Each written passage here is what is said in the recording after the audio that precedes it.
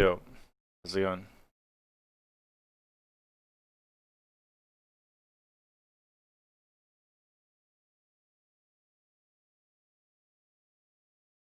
Oh, excuse me. Yeah, Kenyon, thanks for the tier one. I appreciate it. How's it going?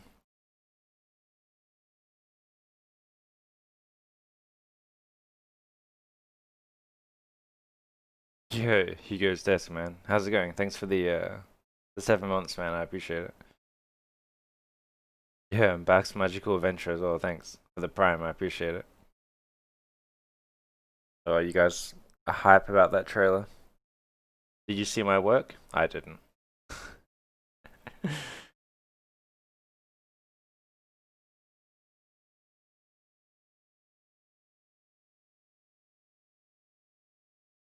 Oh, the Dune trailer came out recently.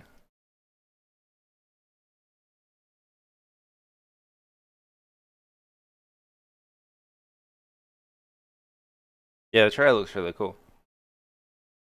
How's everyone's weekend going?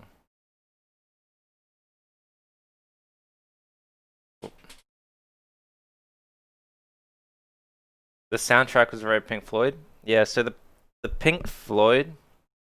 So this is what people told me. Apparently, the Pink Floyd is a throwback because originally, is it Steve Joe Kaus? No, I can't. I'm not going to try and butcher his name. So originally, they wanted to make Dune in the 70s, and he was going to have Pink Floyd as the for the soundtrack. So that was a throwback to the Dune that didn't come out. So that's why they used Pink Floyd in the trailer. Apparently, that's what the internet is saying, and it sounds pretty cool. No, the Blade Runner was filmed in California, not Dune. What movie is this model for? It isn't for oh shit. It isn't for any movie. It's personal work. We can't do movie stuff on stream or we get in trouble. Oh shit, I didn't put what number this is. So this is the 8th out of the 10th stream. So we have 2 more left until we're finished. Yeah, so this set of streams is sponsored by Autodesk. I don't work for Autodesk. I don't represent them. They just sponsored a series of 10 streams where we build a production mesh from a concept mesh in 10 streams, 3 hours each, so 30 hours. And 30 hours is less than a week. So it's a very tight deadline. Wait, 9? Oh no, this is 9. So it's 9. You're right. We have 2 streams left. This is the 9th. I was obviously forgetting to include this stream.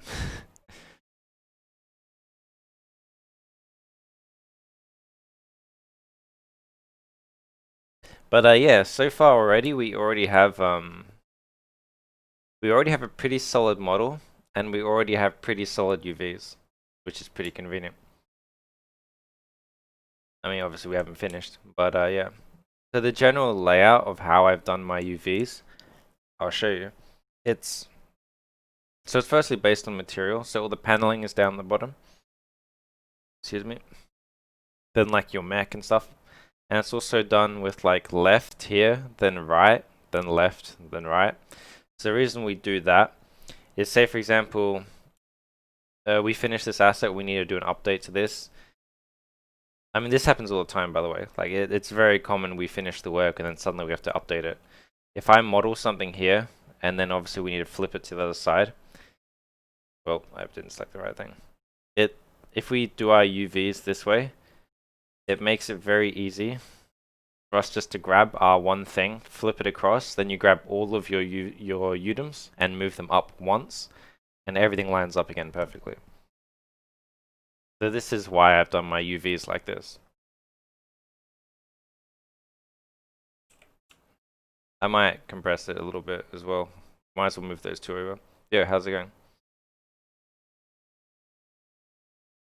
For people who don't know, if you have this thing set to 1, you can use your arrow keys.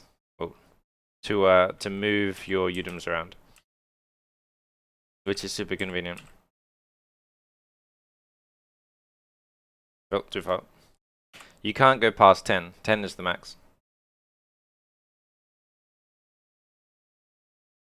I guess I also should show how to set this grid up, because I don't think I ever touched this. So if you go here to view and then to grid options, these are my settings usually, and this kind of represents what a full UDOM would look like. Yep, I didn't get water. I probably should have done that. I'll be back in 2 secs.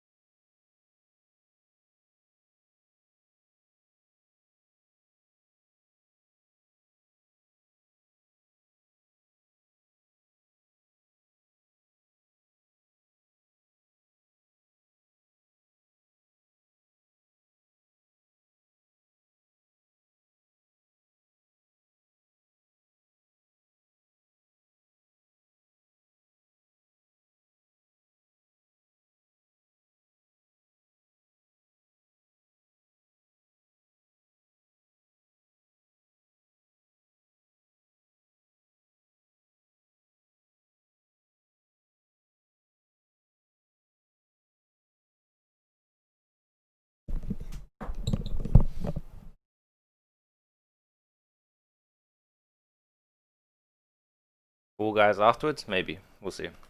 Probably, we usually do it. Were there like people you watched online when you were learning model stuff, spaceships? Did you come up with your own workflow as you're learning? So like I was self-taught and I wasn't part of any online community. I didn't really know anything. I kind of just guessed, if I'm completely honest. I learned most of what I knew like on the job. Like I had the general idea of like making correct topology and stuff like that, but I didn't like I learned more the efficient, effective ways online. Not online, at work, I mean. If your dream job is games, would you do that? Would you do your UVs like this? Nope. So I don't work in games, so I can't really talk for them. But yeah, you would never have anywhere near the UDOMs that we have. Because this vehicle has, I don't know, 70 UDOMs. I don't work in games though, so I can't really comment too much on the game side. But yeah, maybe there's other game people in the chat who can help you with that one.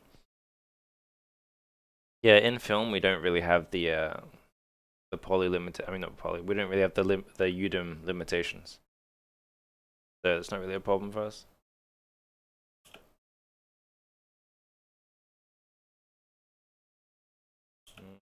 Can I put this inside of here? Oh. Oh. Alright, we don't need that now anyway. Yeah, so since we kind of got everything. Also, I got a renaming tool for my friend, by the way. We're going to be doing this probably next stream. So this is from a friend that used to work at Dneg with me, named Eric. I'll give you guys a link to his stuff. Like he does scripts that kind of emulate what we do at work. So he gave me a naming tool, which is kind of emulating. It's a very simple tool, but it's like, I'll show you how we do naming conventions in the industry. I'll give you a link to his stuff first.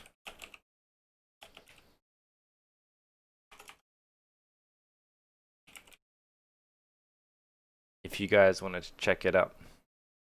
Yeah, he does a lot of cool Maya tools. Oh, you found it already? Yeah, sick. Yeah, if you go check that out. he does lots of tools, which are pretty cool. So whenever I had technical issues when I was at work, I would always, because he used to sit right next to me, I would just turn to him and be like, how do I do this? Or do you have a tool to help me?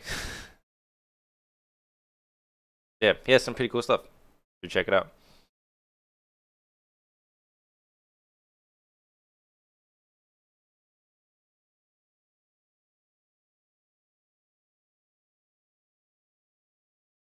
Would I say 50% self-taught or 50% learn on the job? I'd probably say maybe like 70% learned on the job, because like doing your personal work at home is completely different to working in the industry. Like it's completely, yeah, it's completely different. Just simply like the mindset behind things of, like, knowing when something is good enough, dealing with deadlines, knowing how to fix a model that's already been textured, like stuff like that. You're not gonna learn that at home. Like, you're not gonna learn how to salvage a model that's already been textured. Stuff like that. Like, you can't learn that at home. You'll learn it in the industry.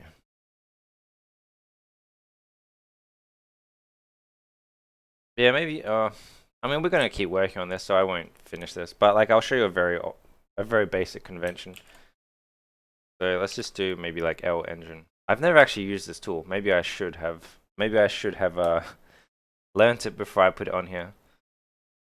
So let's just do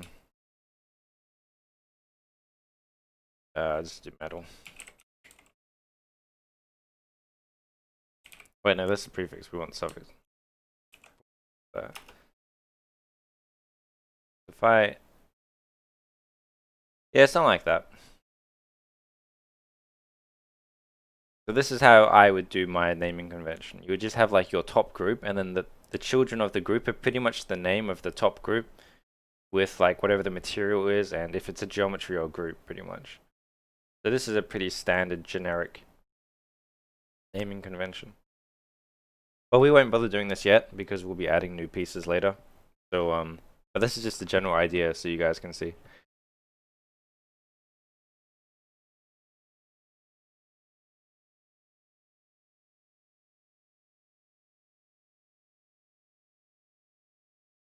How does having to save a textured model happen? It's more like, say for example, you need to do damaged work. I don't know, maybe I can do a general example of this. Say for example, we need to now like rip this panel in half, but it's already been textured. Not in half, but we'll just put a hole in it, but it's already been textured.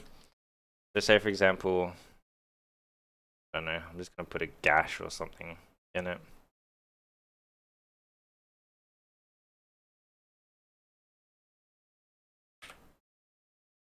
Oh, I didn't realize I had thickness either. Alright, for the sake of this, I'm just gonna delete the bottom. And then like all this stuff was like, bent out and warped and stuff like that. Like, you had something like this, right? So obviously the UVs are now kind of screwed. But like, say for example, I don't know, like someone that's never worked in the industry might just simply assume they just simply have to re-UV this piece now. But there's like ways of dealing with it. Like, one of the simple ways is just simply isolating the area that's affected, and then, I don't know, like using the smooth brush or something to kind of just slightly relax it. So you're not kind of damaging or destroying any of the texture work that happened around the outside. It's just affecting the one isolated area, like stuff like that. Because I've seen like people that come into the industry that haven't dealt with that stuff before. They might just re-UV the entire piece, when in reality you can get away with just like fixing elements of it. And then that means your edge wear and all that is still perfectly fine. It's stuff like that, what I mean. Like, it usually happens when we have to destroy something that already exists, and we have to then preserve the textures on top of it. And it's also about stuff like, say for example, I wanted to move this edge here.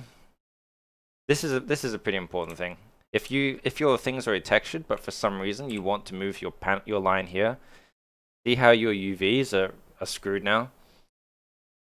So what you can do is just simply just draw a new panel line to represent what you want, and then getting rid of that edge loop. So your UVs haven't been touched. they're still fine, but you've moved the edge loop without moving the edge, if that makes sense. It's just stuff like that. So say for example, something's already textured, something's already UV'd, and you need to modify the topology, you don't physically move the topology around. You just might have to redraw elements that you need. Stuff like that. Oh, this happens all the time. Like say for it's very normal when you have, say for example, a fleet of ships that need to be blown up in like a battle. This stuff happens all the time where you have your finished textured asset and you need to make a destruction ready version of it. This is what we do. So I don't know. Let's just do all this. Pretend this thing gets ripped in half or something.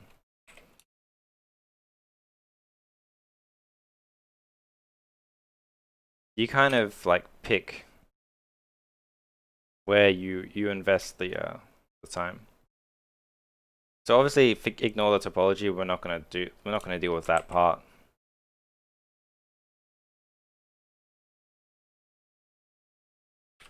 Because that stuff, like fixing topology for this sort of stuff is really tedious. But then yeah, I don't know, we bend and really screw this stuff up.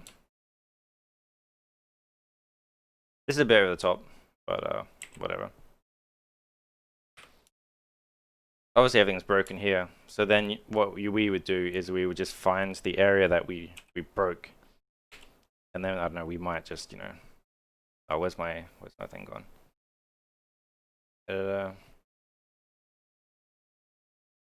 Yeah, instead of grabbing the entire thing, we just simply unfold the bit that broke. And then, you know, obviously move this stuff out. Also, if like you added geometry to it, I don't know, something like this. So now we have extra geometry. What you would simply do is just grab these extra UVs, like unwrap them. Dock this back in here. Where's automatic? Create automatic. Whatever, this is good enough for now. What resolution is this? Get 40. Alright. And then you would simply just have your new pieces and you would just put them somewhere else on the UDIM that wasn't covered. So you can keep this if you want. Stuff like this. This is what I mean. Like, this is how you modify a mesh without breaking the UVs. You kind of, obviously there's, like, this will have to be retextured. This is fine. I mean, this is just something they have to deal with. But it means, like, they don't have to retexture this bit when it's only this bit that's being modified.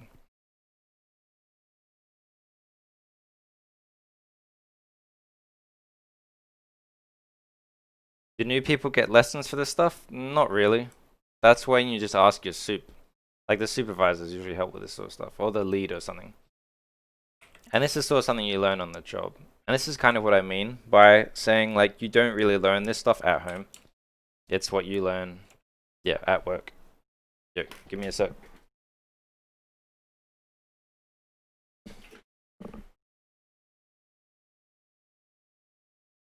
Yeah, this is a very big part of the job because this is very normal as well. Like, say for example, we build this, then suddenly the I don't know. Say we model this texture and texture this, then suddenly we see a close-up, and then the client wants to suddenly add like a vent in here. You don't have to redo the entire panel. You can just modify the one area that was affected. That means that texture doesn't have to be like redone. These are clean UVs. Well, thank you. But yeah, so we're in a pretty good spot with everything, I think. Like, most of the stuff is already UV'd. So at this point, we're kind of just doing the refinement and details, which is cool.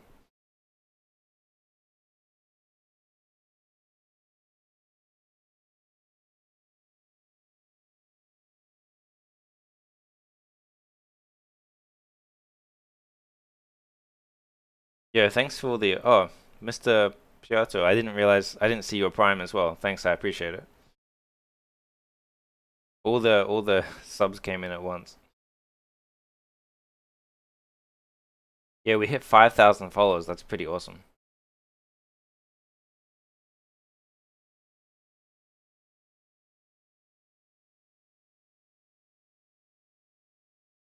Ooh.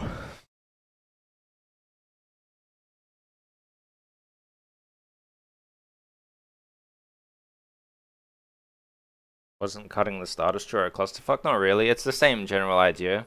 You just slice through it, bend the parts you need to, and then fix the UVs of whatever was broken.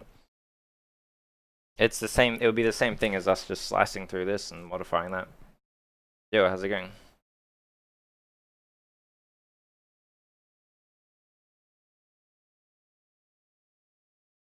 Yeah, at this point, we're doing pretty well. So most of the stuff is already here. We just kind of want to refine and fill gaps at this point. How am I doing? I'm doing good. How are you? Like this bit here obviously needs to be fixed.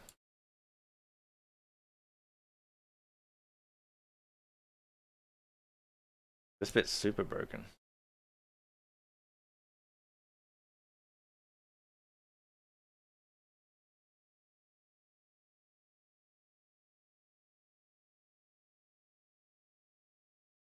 Yeah, what's up?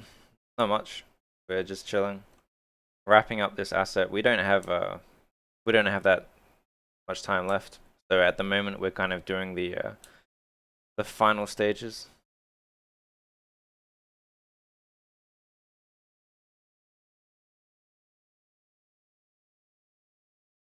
Oh, there's UVs already. Did I see the Dune trailer? I did see the Dune trailer.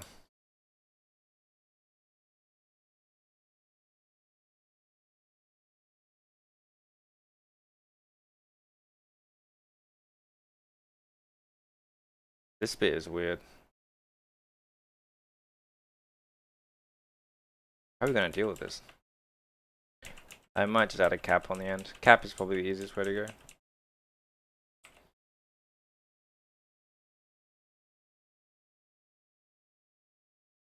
I did everything? I did not do everything.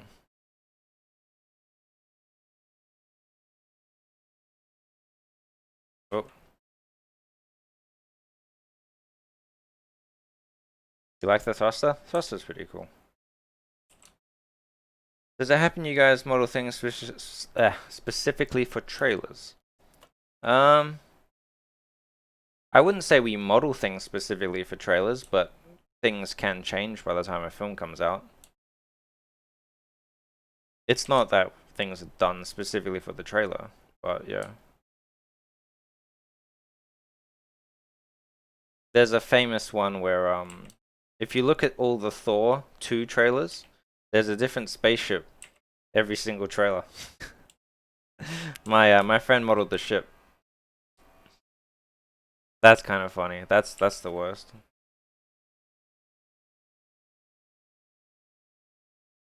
This angle's a bit bad. So yeah, this isn't the most elegant thing ever, but it'll do. At a glimpse, you're not really gonna see what this is anyway.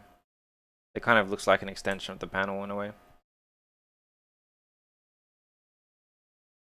How do I start out with 3D? I wanted to go to Master 3D Study next year. I know some basic hard stuff, modeling, how organic works, and some lighting UVs. It sounds like you already have a starting in 3D then. It depends what you want to do now. So the main spaceship kept changing. In Thor, I think it did, yeah. If you look at the trailer, the same shot of the ship crashing into the ground is a different spaceship. Yeah, things change a lot in film. That's just how things are. Yeah, this isn't the most elegant piece, but whatever, it'll do. So if I want extra edge loops here, I just usually just crease the edges and then just do that. And subdivide it. So then get rid of this. You want to improve? What do you want to do though? Do you want to do modeling? Do you want to do texturing? Do you want to do lighting?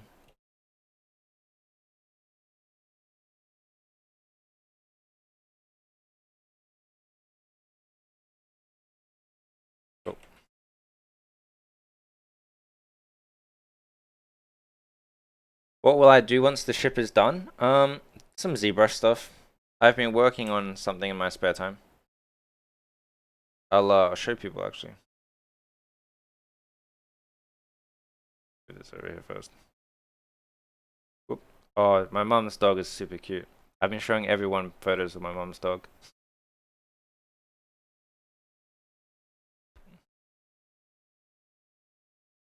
So I've been working on. Where's the screenshots of it? This dude. So yeah, after the Autodesk stuff, we'll probably be doing ZBrush stuff. I've been learning ZBrush doing this dude in my spare time. Shetland sheepdog, yes. Yeah, so we'll after Autodesk streams, we'll probably be doing ZBrush stuff. Do you do portfolio reviews? We did used to do portfolio reviews on stream. The only problem with portfolio reviews on stream is like I would bring like a guest on to help, but it was based on if people actually submitted their folios. So the last time we tried to do it, no one submitted, so we kind of haven't done one since.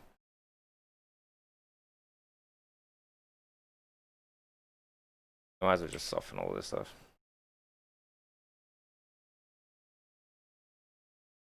Reminds you of Evangelion?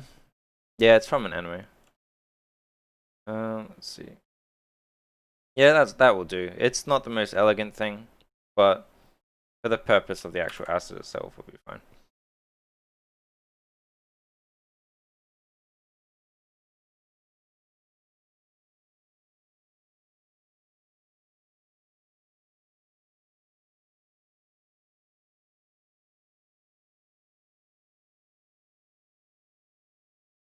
Kind of modeling and a lot of animation, maybe. I mean, depends what you want to do. If I would personally pick one of them, because modeling and animation have nothing to do with each other. They're pretty different fields.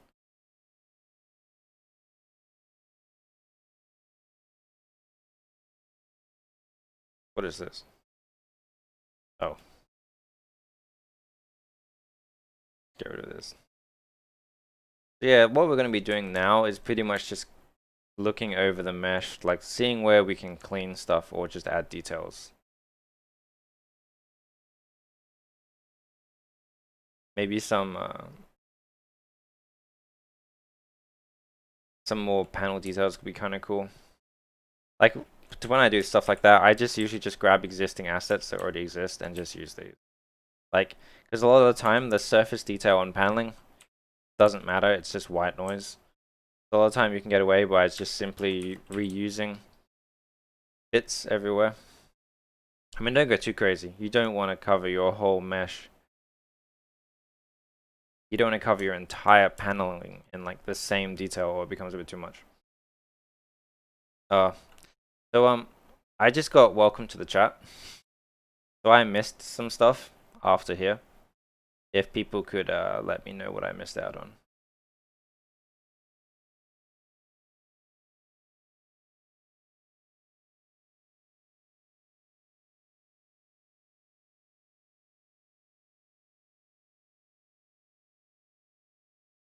Instead of portfolio, just single projects.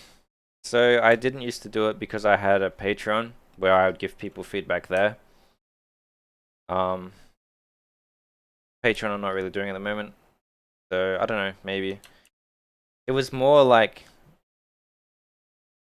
while I'm working, like for example, when you're working on stream, you're already slower than you are when you're working. And then when giving people constant feedback while doing that as well, it was kind of like I just felt like at the end of streams I hadn't really done any of my work I wanted. So I kind of toned down giving feedback to people on stream. But maybe we can do that eventually for like subscribers and stuff like that. At least like subs will get something for their support at least.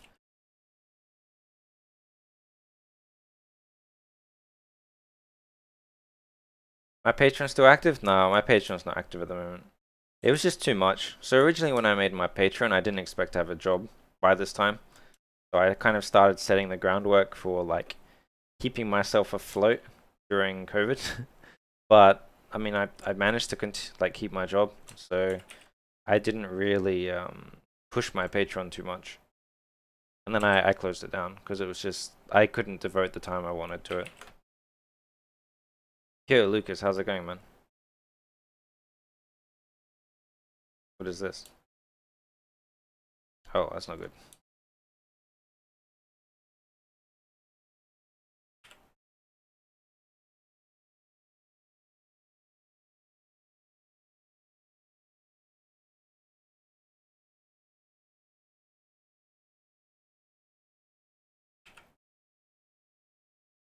Yeah, if you guys don't know Lucas, you should check his stream out. He's a modeler at Dneg with me.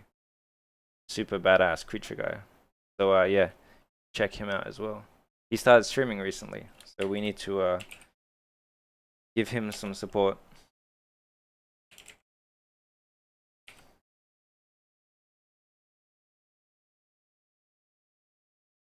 Creature dude, yeah, he's a creature guy. He worked on like some of the like the kaijus and stuff like that. Very cool stuff.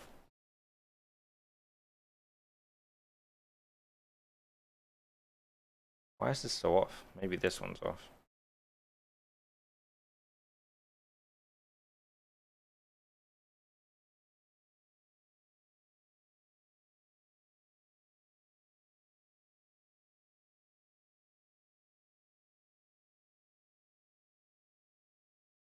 In movie industry, you don't fire people. You don't just renew their contracts. Oh no, you can get fired.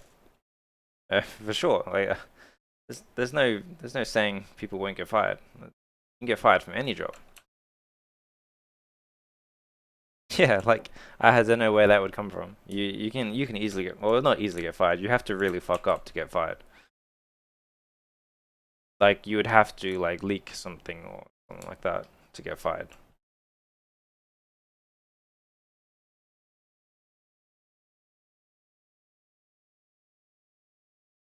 Have I seen people get fired? Yes. I'm not going to go into it though, because for obvious reasons. But yeah.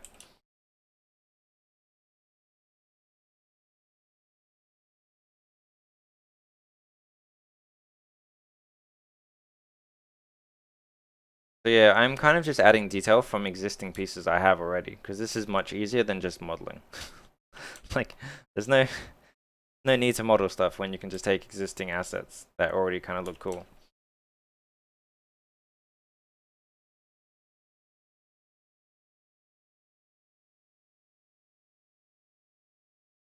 Because the best part is all this stuff is already UV'd.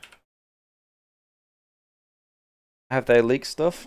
I'm not really gonna go into it in this stream, but stuff has happened. We can get into it now, man. These are official Autodesk streams. This is probably the worst place to get into that stuff.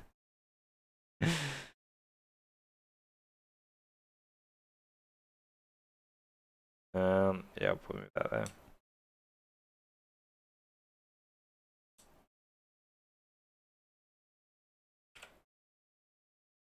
I'll leave it there.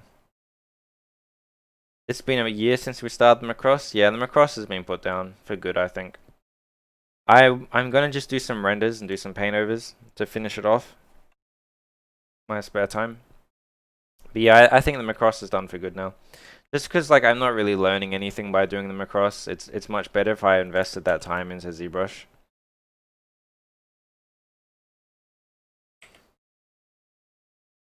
So I'm probably just gonna put down the Macross. Just wrap it up. Do some paint over. Like with the base we have is good enough already. Probably just wrap it up now. Does industry movie models need to be like sub-D compatible? It depends what it is, but most of the time, yep. It depends what it is. If it's environments, probably not. But most stuff is sub-D. Why is this so off? Oh, I guess it is on a slanted it is a slanted object, I guess.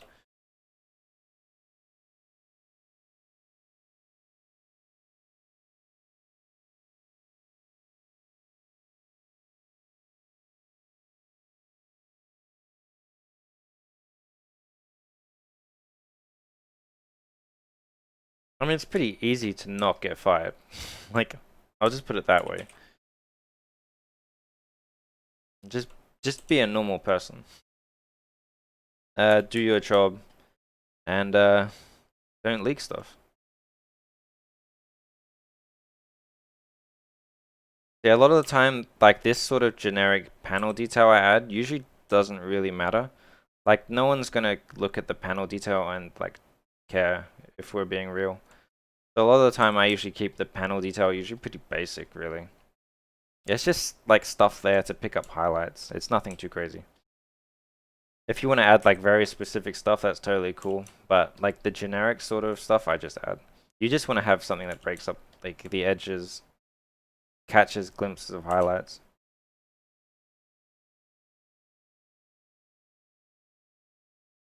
Stuff like aerials, always really cool because it breaks up the silhouette.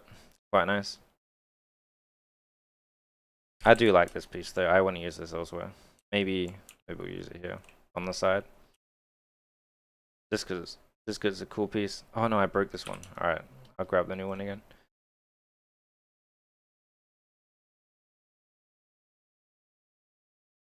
How does your supervisor critique your dailies? Do they like check your topo? Not really. Soups don't check your topology for that sort of stuff. If you have a job, they usually assume you can know what good topology is. So they never really check your topology. Well, I say that. I've seen some soups do it. Not many, but those soups aren't good soups.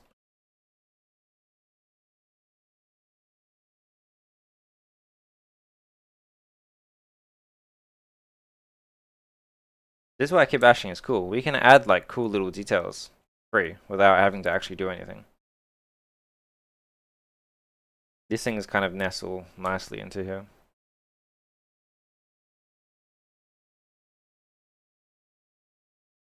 Have you gotten your PR? Yeah, I got my PR now, finally. Kind of, maybe. Well, no, I do, but it took a long time. I'm still waiting on my card, though. I've been waiting 3 months for my PR card to arrive. Kind of not really expecting it at this point.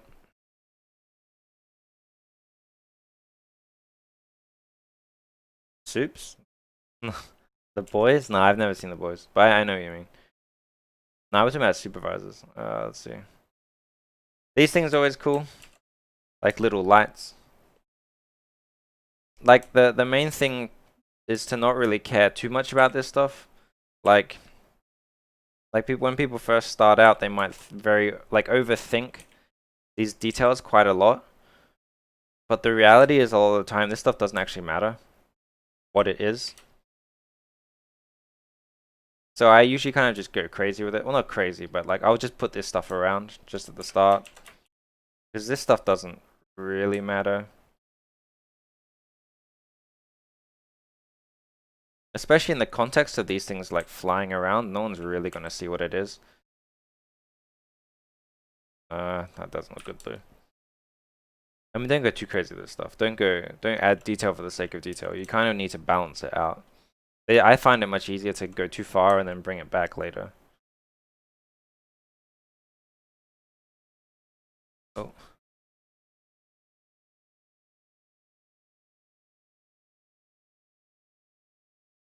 Did you use reference for what the exhaust? Yeah, I did. I used reference for the engine.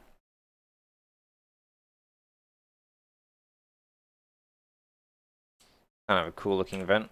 Take this.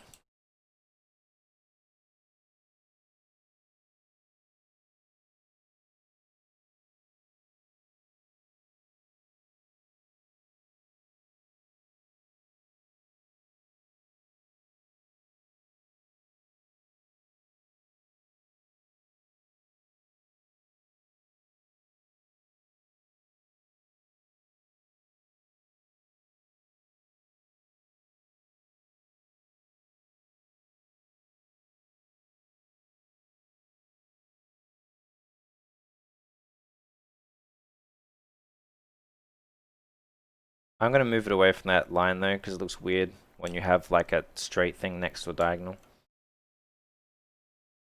So that's just something little to keep in mind. Make sure lines like run with each other. How did I get hired at Dneg? I'm friends with the CG soup there. Connections is key to everything. Yo, Lightning Melon, thanks for the prime, I appreciate it.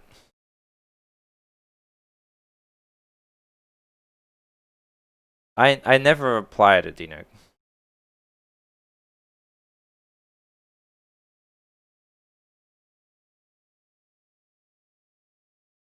So that's what I mean. That's why connections and your reputation is very important, because I knew the CG supervisor on a show. They needed some good solid hard surface, and then so they just asked, "Do you want to come?" I was like, "Yep, I'll come." And that was it. That was how I got into Dneg.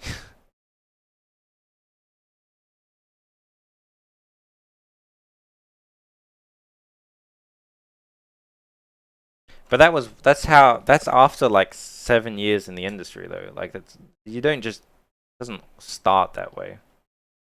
But once you're in, and if you build up a solid reputation, it's not that hard to stay in, if that makes sense.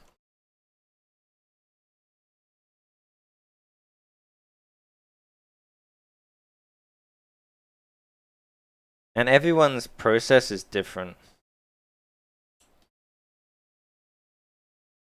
It's like a gang. I wouldn't say that. There's thousands of people in the industry.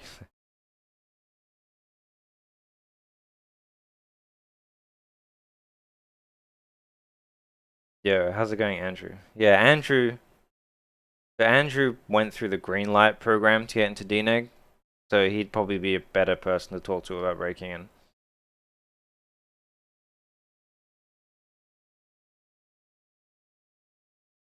Yeah, man, you had to like run the gauntlet to get in. That was pretty intense. You don't know how like companies require 3 years of experience, because any junior is a risk. So it's usually safer to hire people with experience.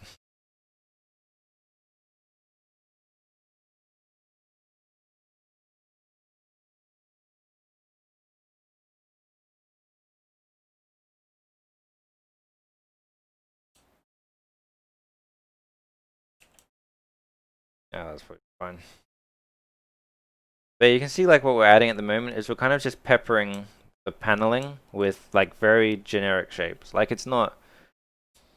I usually detail my vehicles a lot this way instead of cutting in, because if you cut in, you need to deal with topology. Where if you add detail on top, it's free. Like you can just throw the stuff on top and you don't have to do anything. That's why I will always do the detail by adding on top of, and then I'll cut in if I really need to, because it's much faster just to add on top.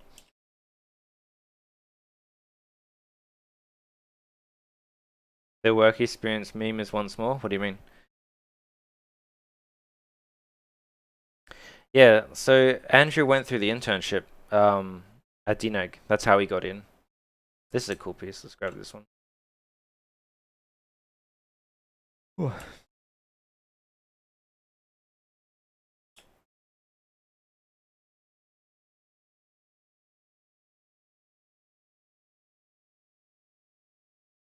But also something to keep in mind is you don't want your entire ship to be symmetrical.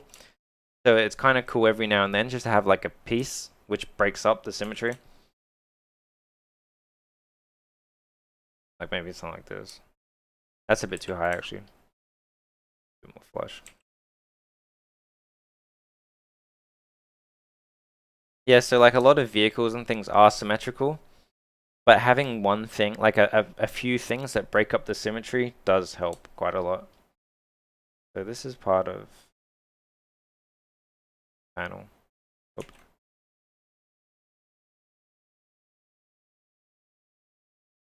And all of this will go into um actually some of this is engine, isn't it? This stuff is engine.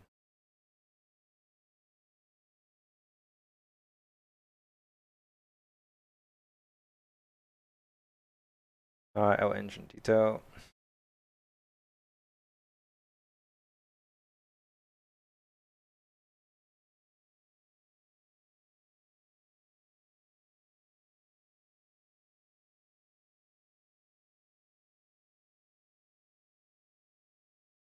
You're a student and hearing this is scary. Hearing what is scary?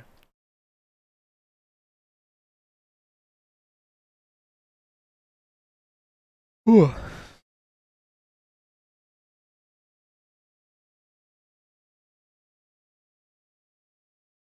You have a lot of friends that went from MPC to Scanline, Island Frames to many other places. Oh yeah, for sure. Everyone just floats around the industry quite a lot. I went from MPC to ILM to Method back to ILM, and now I'm at Dneg. Yo, how you been, Hugo? Yeah, don't be afraid. Just keep working hard. You get in.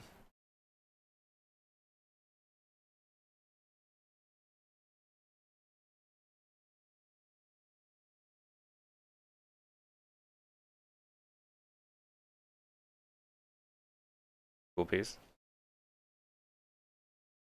Actually, some of this stuff might be kind of handy.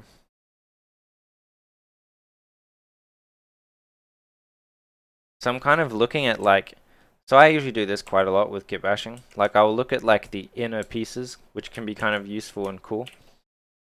So like this is kind of a cool looking panel. Take that one. Get rid of that.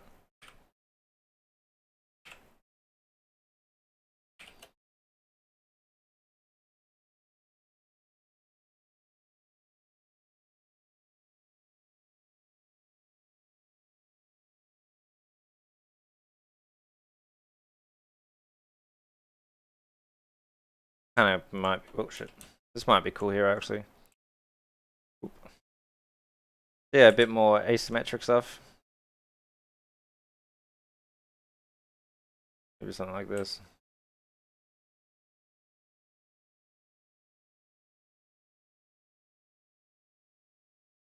This one sticks out a bit too much though. Push that in. You're still moving? Damn man. At least you found a place though, that's cool.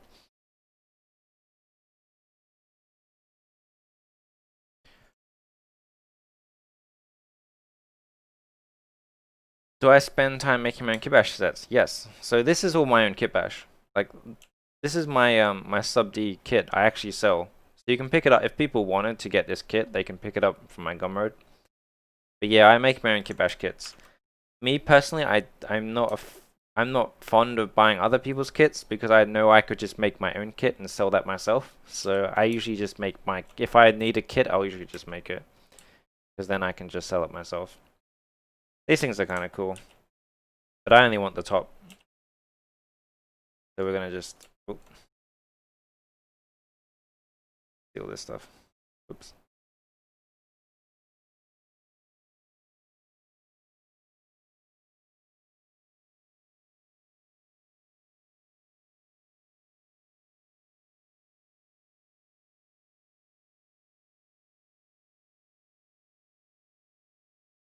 So yeah, at this point, we're still just we're just breaking the surfaces up so they're more interesting. Because the reality is you don't really need to justify what any of this stuff is. As long as it kind of looks like it might have a purpose. That's all you need. You don't really need to explain what any of this stuff is. But it looks kind of cool, so why not? Well, you just want something to pick up highlights so it doesn't look so basic. When you make your own kits, does it include UVs? This kit does. This kit has pretty nice UVs actually. I'll show you them. Because I plan to sell this kit, I mean, it's already out there, but because when I made it, I planned to sell it, I did make sure they had good UVs. Let's see what they look like. Yeah, no, panel.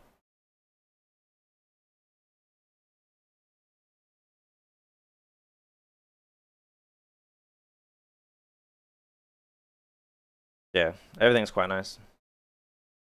Oop. Yeah, these are the UVs for my my kit. So each UDIM is a separate component.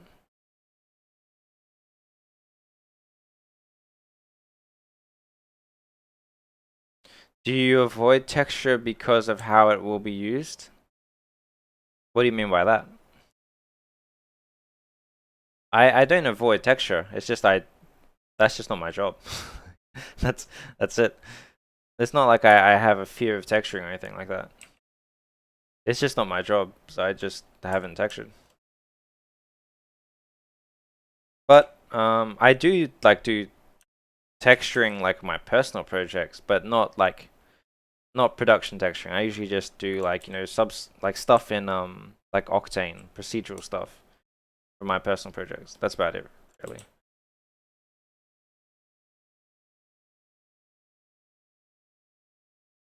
But this is such a cool panel.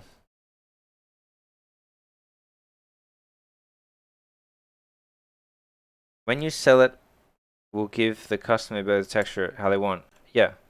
Well, it's like a production kit. So that's also okay. So if I didn't have this production kit ready to go, I wouldn't have been able to make this in like 20 hours. It wouldn't be physically possible to make this in 20 hours if we didn't have the kit. Because a lot of this detail is all kit bashed.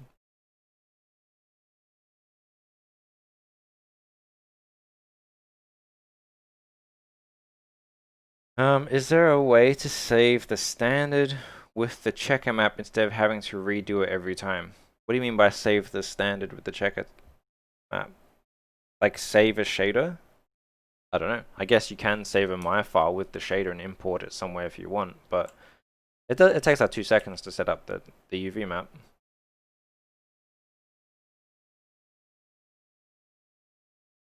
Does Substance support more than one UDIM? I think it does. I mean, I don't use Substance, so maybe someone else in the chat can help you with that.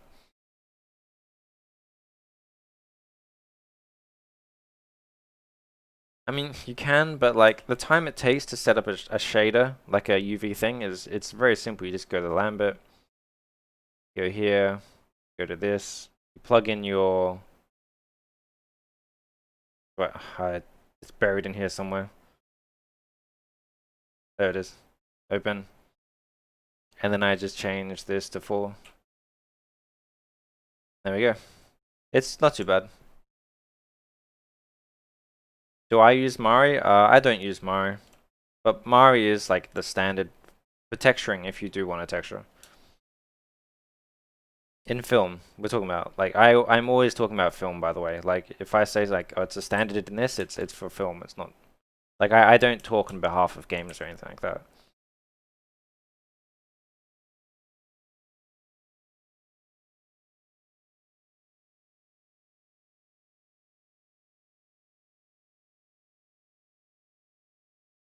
I don't like that.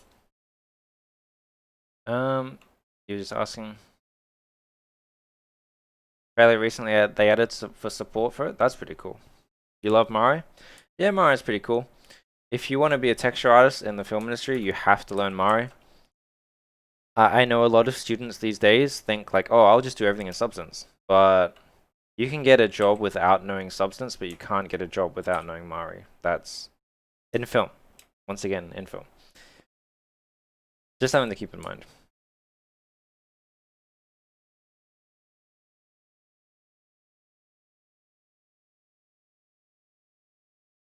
Maybe we could add some pieces under here.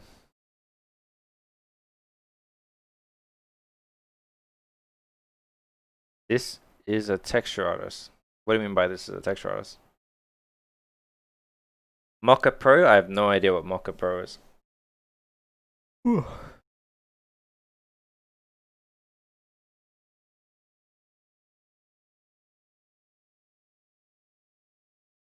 I sometimes go to wireframe mode just so I can see where my details are, and then I know where I can add things.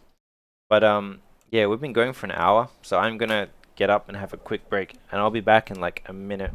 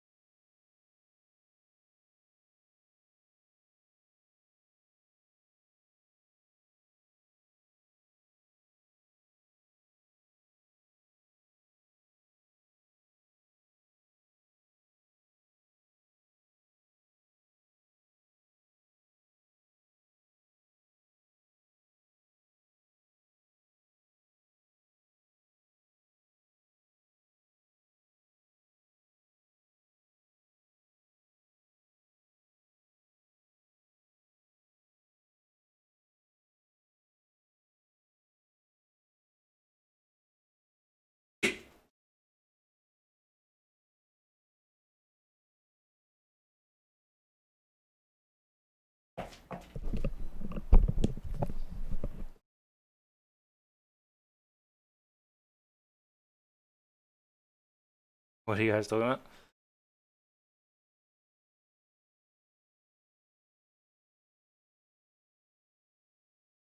You weren't aware Mario was so present in the industry. In film, it is for sure. Like most do use Mario. I mean, I'm not a texture artist though, so I shouldn't really comment too much on it. But I'm pretty sure most people use Mario. Mario is very powerful but very expensive. Yes.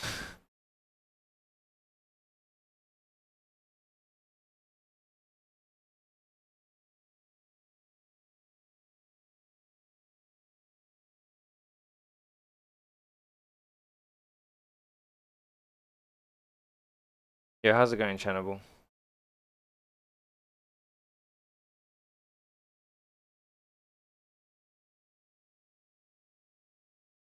I'm just catching up on the chat at the moment.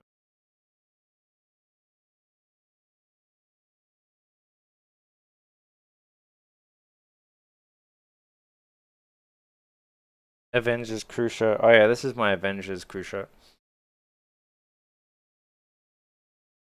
Mario is the standard. Yes, Lucas is correct.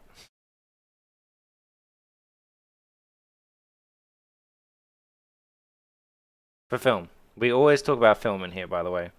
I know games use Substance quite a lot. You've seen film quality work come from Substance. It's not necessarily about the quality. It's more the fact that at work we can do vehicles that are 300 to 400 UDIMs, and I don't think Substance can handle that.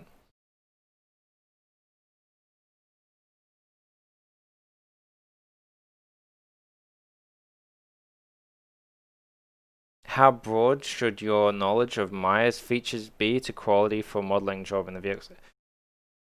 Honestly, if you can model, it doesn't matter. Like I don't know Maya that well, if I'm completely honest. Like, I know how to model and use its modeling tools, but it's not like I have no idea what's in the rigging tab or anything like that. It doesn't matter too much.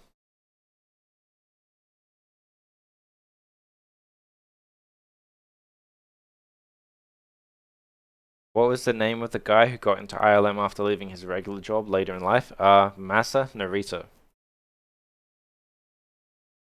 But yeah, like when it comes to modeling in Maya, or like modeling in any software, it doesn't really matter how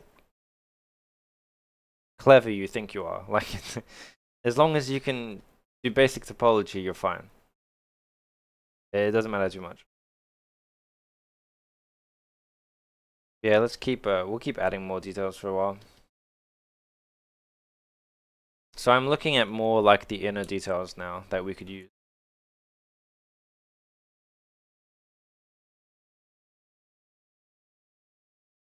But yeah, I know I've heard of some people thinking like, oh, I will master every aspect of a software, and it's like, why? You don't need to. Like, just just learn what you need to for your job, and that's all you need.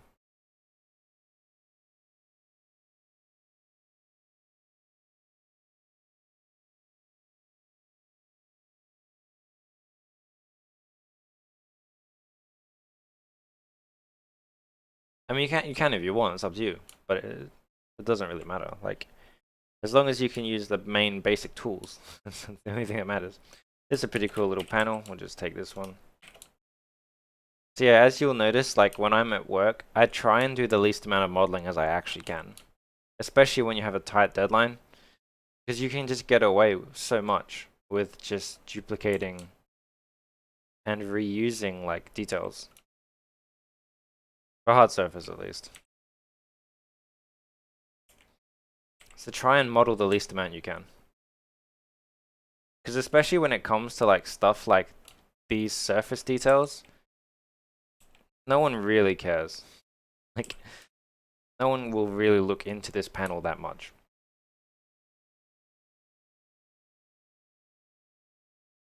That might be a cool panel to have on this side though.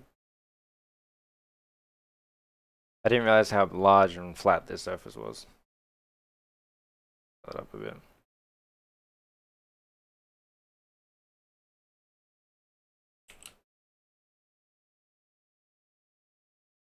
If you're modeling as a modeler, you're doing it wrong. Pretty much. I wouldn't say you're being wrong, but it's just It's more about knowing where to spend your effort modeling and knowing where you can just not model. Like say for example, I want to break up the bottom of this surface, but why bother modeling something when I can just take like something and just scale it up and put it there. Like this piece.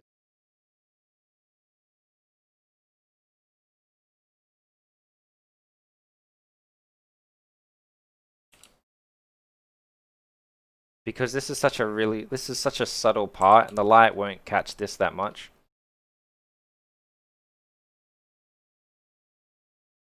Probably should soften that. Chat, what's your favorite panel in Star Wars? Yeah, exactly.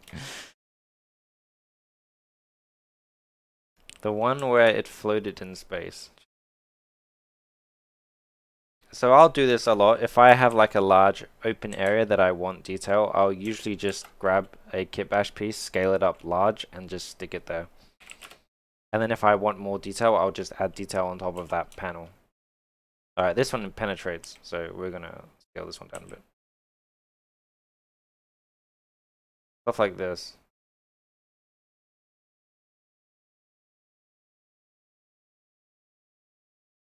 Jesus.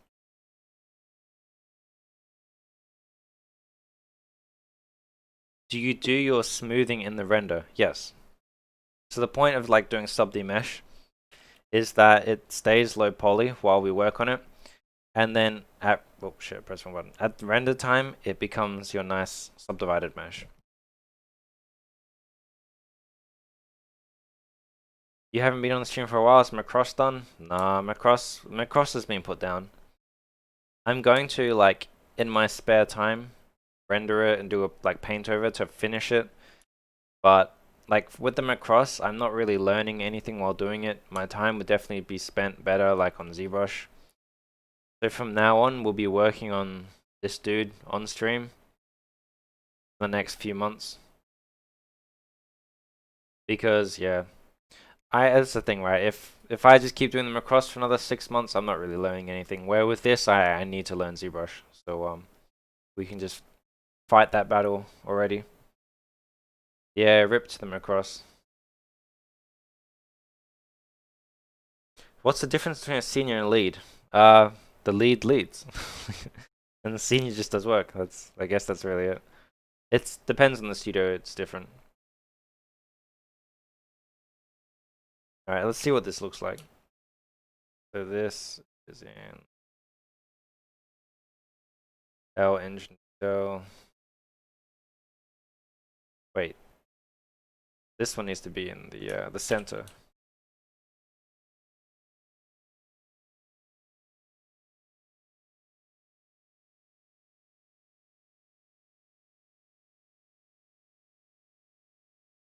Rip them across. It's just like we spent a long time on it, and I like with them across. I did really want to take it to a crazy level,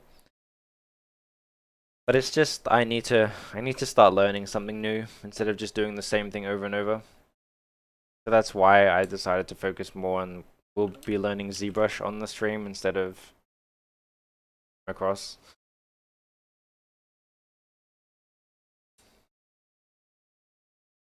Yeah, it's good to do this every now and then. Just check what stuff looks like. Already, it's looking pretty cool. What I might do is maybe get rid of this one. Yeah, we'll do that. So it's not so many lines all going in the same direction.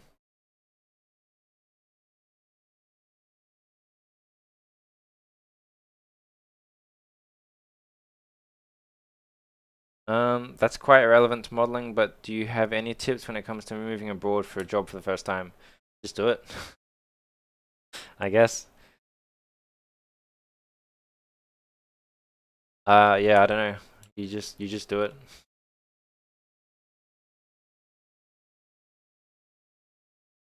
I don't usually think about that much. Like when I got picked up by ILM Vancouver and moved here, they were like, "Can you start in a month?" I was like, "Sure, why not?" And I just picked up my life in London and moved to Vancouver. Like I just didn't really think about it. It was a job I wanted, so I did it. That that's the extent of my thought process behind that. Kind of a cool piece.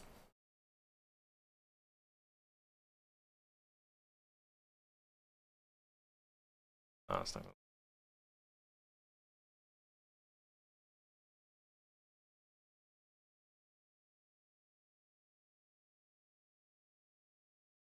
Does that thought process change your family? Oh yeah, for sure. Like if you have a family, then that's completely different. Like if I was to move now, it would be different. Just because like I'm pretty happy in Vancouver. But like when I was living in London, like I didn't care about living in London at all.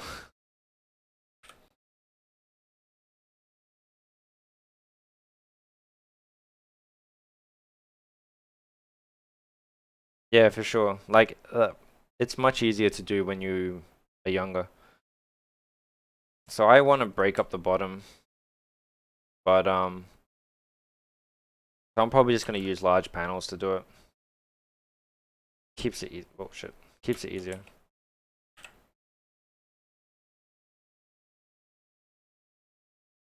Because no one really is gonna see the bottom anyway. But this might be a nice little highlight people glimpse.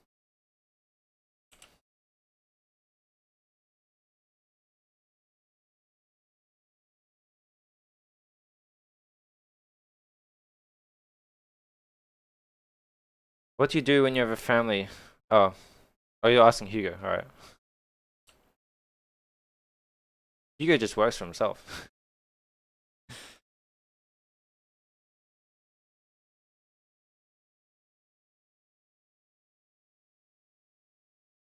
Yeah, thanks for tuning in, man. I hope you have a good dinner. I'll catch you later, man.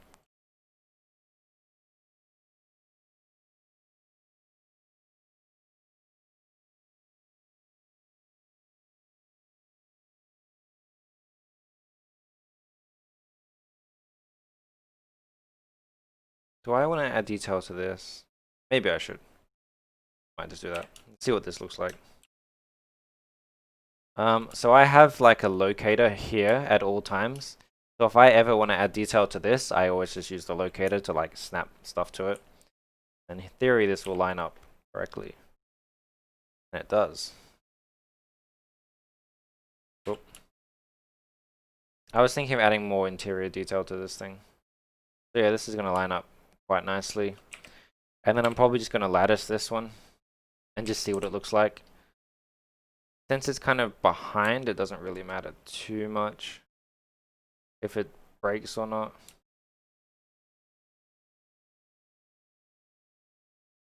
Kind of cool. So yeah, once again, this is more just to like pick up highlights.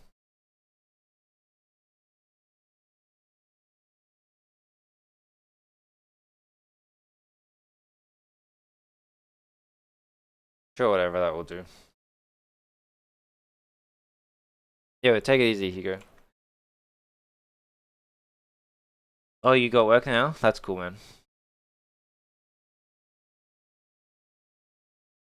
You've tried to figure out how to break into the industry but struggle with this. I have my BS degree and specialize in compositing, but it struggle when I'm not alone. Well, Hugo is definitely a much better person to talk to, since Hugo is on the compositing side. So if you guys don't know Hugo, you should definitely check him out, because he also streams. And he is a much better person to talk to about compositing than me.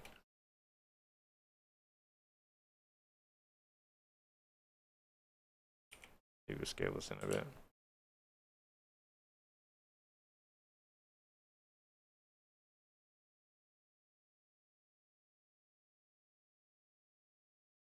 How complex should a piece, in your opinion, be worthy of including in a showreel? Photorealism. That's the key. If you put a piece in your showreel, it should be detailed enough to look photoreal.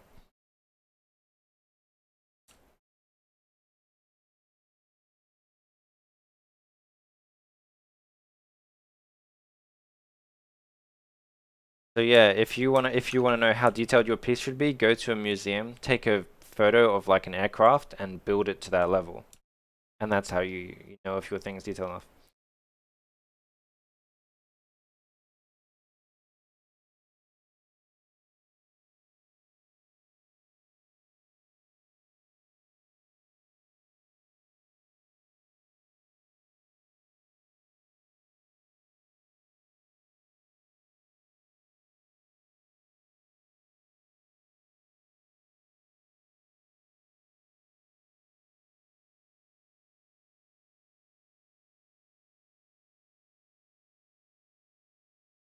But yeah, at this stage, I'm pretty comfortable.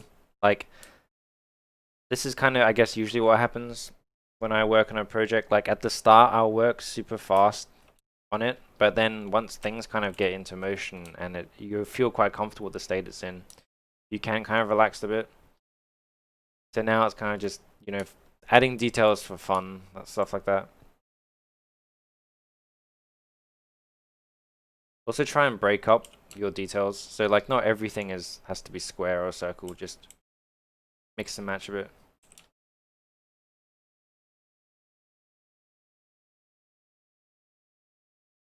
That's also what I find kind of funny. Like people talk about like having to model every single piece with like thousands of like Boolean shapes and like little cuts into everything, but at work we barely really do that sort of stuff. Like we don't really model our meshes that complex. Usually it's like detail put on top of stuff because it's just faster. Like we could spend ages like cutting little shapes into here and like cutting in little vents and then cutting everything into the mesh.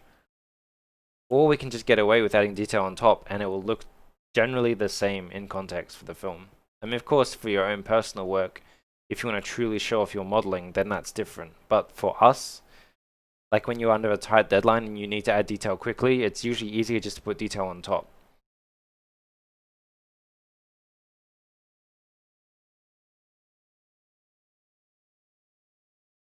But yeah, that's also why I think like doing your own personal projects is different to how we work in the industry because a lot of the time it's more about speed and getting away with things, then I'm going to make the cleanest model ever. Because a lot of, like, some of the stuff I've made for films is not the cleanest stuff. Like, it's clean like this, but it's not as complex as people probably thought it was. If that makes sense. Like, I always make my meshes like this, like, try and be clean, efficient, have nice hierarchy, nice UVs. But I don't spend like weeks just modeling in little details into paneling. I'd rather just simply put a box on top and be like, cool, it's done. Like, that's what I think the real difference is between someone doing their personal work and working in the industry. Is because we usually cut a lot of corners because we can, and it saves time, and we need to because deadlines are pretty tight. Especially it's gonna be covered up by smoke and fire and dust. Exactly. No one, especially when no one's gonna see half of it.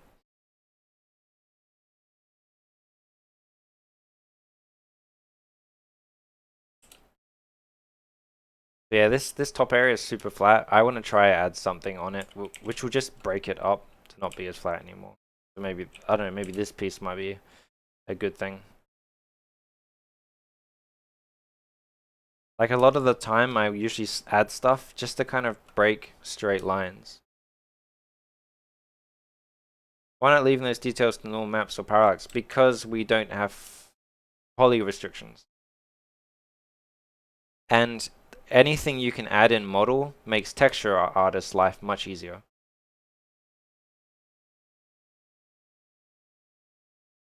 We don't use normal maps as well. We, in film, I mean.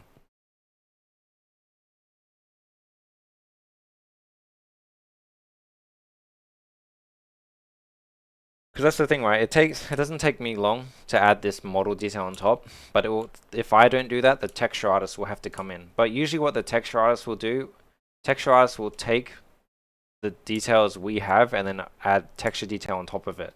Like if the texture artist need to, they can add more finer panel lines within these. But at least they have a nice base to start from. This looks pretty bad, I'm gonna get rid of it.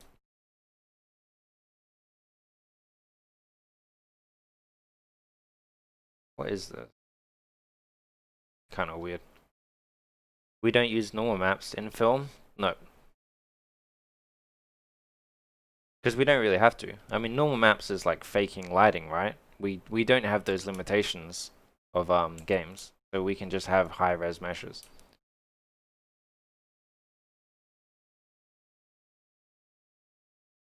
Yeah, we can go to town with model detail if we want. We don't have that limitation.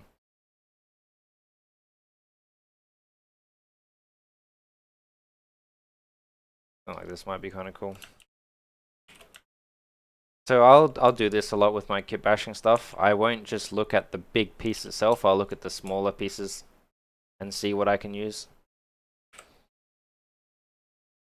And like with the kit bashing stuff, a lot of the time it doesn't really matter what it is, as long as it's just something that looks kind of cool.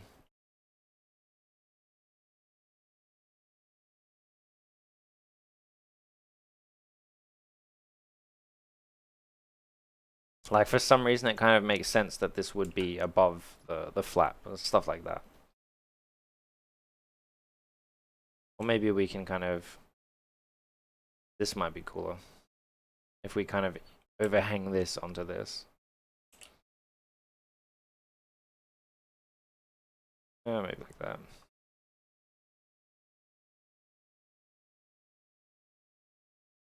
It's a bit too big though.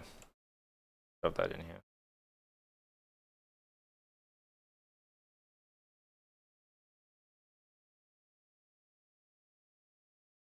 Nah, it kind of breaks the sleekness. I'm gonna take it off. Put that back there. Are these instructions you've been given directly? Well, I mean, not really. Like people, like my soups don't tell me like add detail here, dude. I mean, they do, like the last stage, but like I'll do all of the, I'll get it to all of this stage by myself, and then I'll show my soup, and then they might be like, oh, maybe we could add a bit more detail here, or stuff like that. But most of the time, especially in my situation, they usually trust me just to do stuff. Kind of bit. Of course, that changes based on where you are. I mean, what position in your career you're at.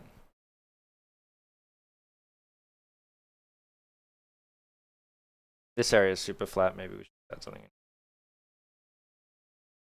And also, this is the benefit of adding detail on top instead of cutting in, is that if I don't like this piece, I can just get rid of it. Like, I don't need to clean up my topology.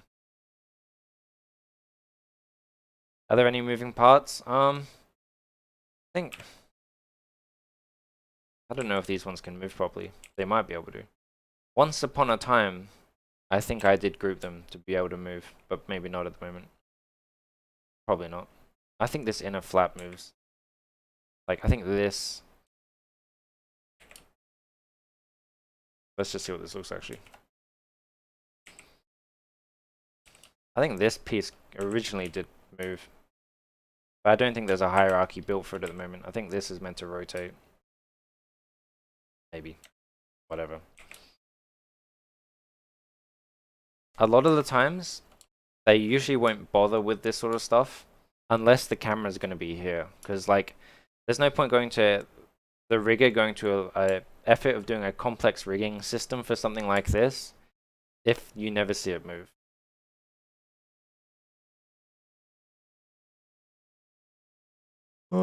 Let's see. Would be cool if Maya could snap those objects to surfaces now. What do you mean? You can do that. I just don't have back faces to do it.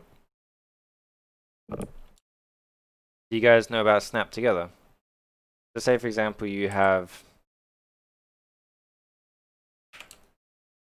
this piece here. You can snap this to a surface. But the problem is, like, so if I go, let's see, modify, snap together tool, you can click on any surface. Oh, actually, this does have a back face. That's convenient. Wait, is this one by itself? It is. Okay, cool. Yeah, if you go modify, snap together tool, you click on one surface and then click on another, press enter, it will snap it to it. So Maya does have the snapping tools. It's just if my objects don't have a back face, it's hard to do it.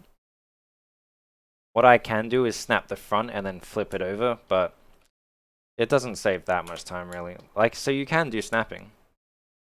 That's actually kind of cool. Actually, I like this piece. Maybe we could integrate this into this side piece. Now we've accidentally seen it. Let's see.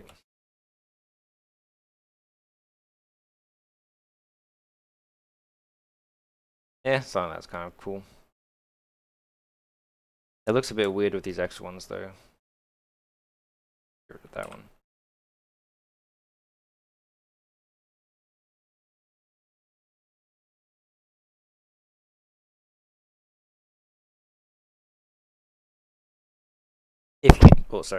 If you do use the modifier snap together though, keep in mind that it will bring the group above it with you.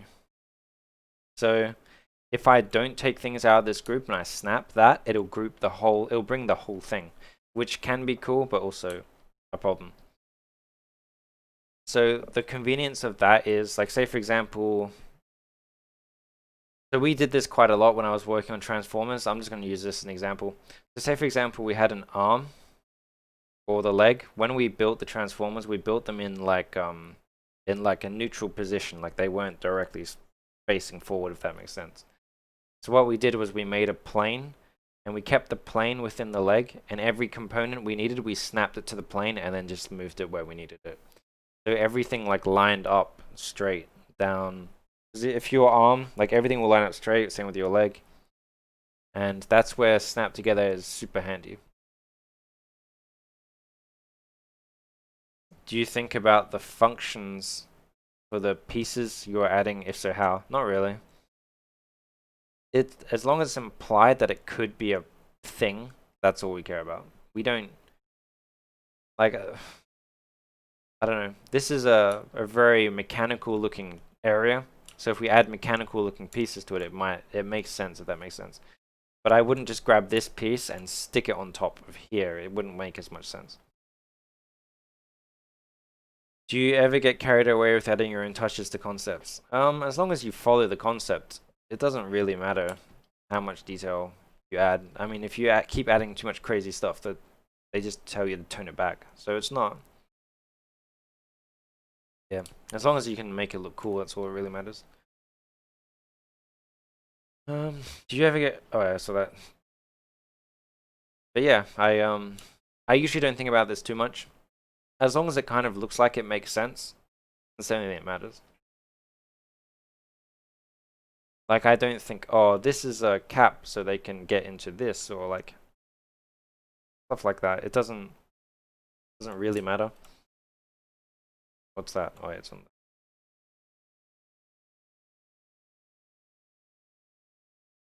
Engine.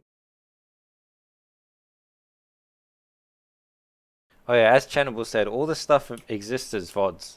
So if you ever want to check it out, all the VODs are on YouTube. Someone came into my YouTube video to tell me my work was crap. That was fun. Let's see. This is the main body detail. Alright, now we can see some stuff needs to get moved out. Engine detail.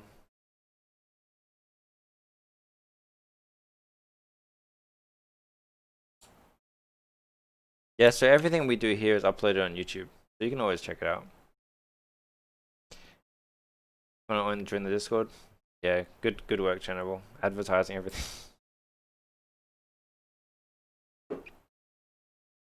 Yeah, Channel, do you have Fall Guys yet? Holy shit. Yeah, you guys should see the air in Vancouver. Like, you can see like several meters and that's about it.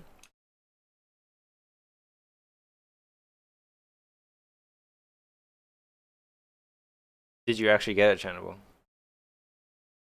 Is there a shortcut to ungroup something? If you press Shift P, it parents it to the world. So that's the way you ungroup things.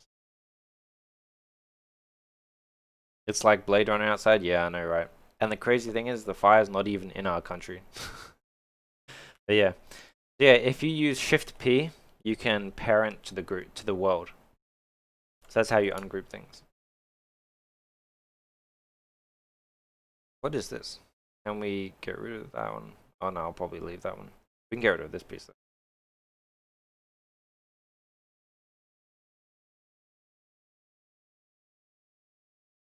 But yeah, I'll do this as well. Like, I'll go through and delete things that you don't see, just because a lot of extra geometry. Like, trust me, the texture artists really like it when you go through and do this, because they need to texture or deal with UDIM. Oh, UDIM. They need to deal with UVs of things like this, even if you can't see it. Like, it's still there. Just because you can't see it doesn't mean this geometry isn't here. And texture artists really appreciate it if you get rid of stuff that you can't see. I do know a lot of modelers that just fill their mesh with random shit that no one can see, and then the texture artist is just like, why do I have to deal with millions of polygons that no one can see? So I do this quite a lot. I'll go through and like delete things we don't need. It's just a good it's good for the, you know, helping other people in your team. I didn't realize this crashes so much. Fine.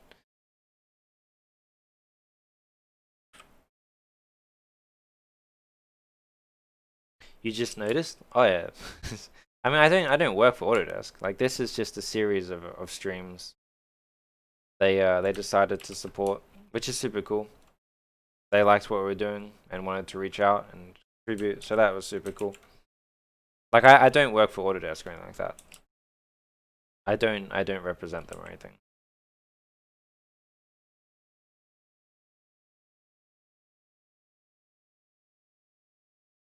Is oh, you're just waving at Andrew.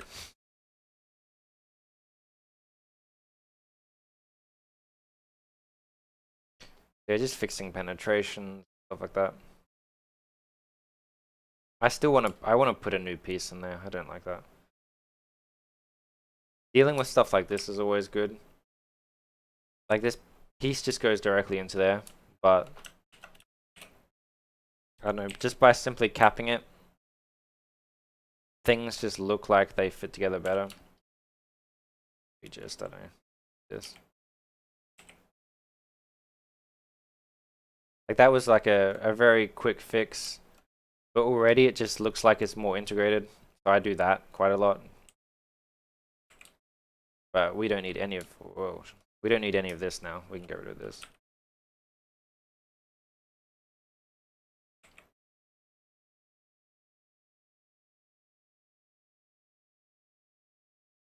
Did I work on Pacific Rim? I did not.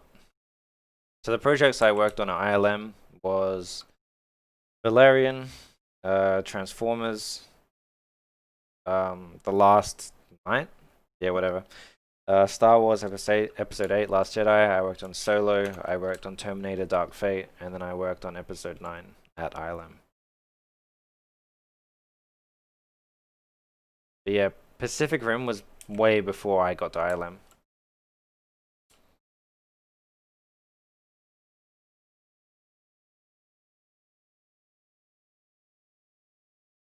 That piece is kind of annoying me. Put it down a bit.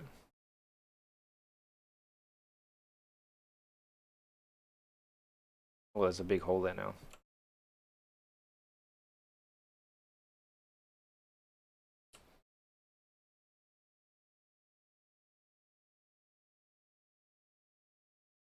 Yo, how's it going? Did I work on Mulan? I did not. I got no idea who worked on Mulan. Probably NPC. They do a lot of the Disney stuff.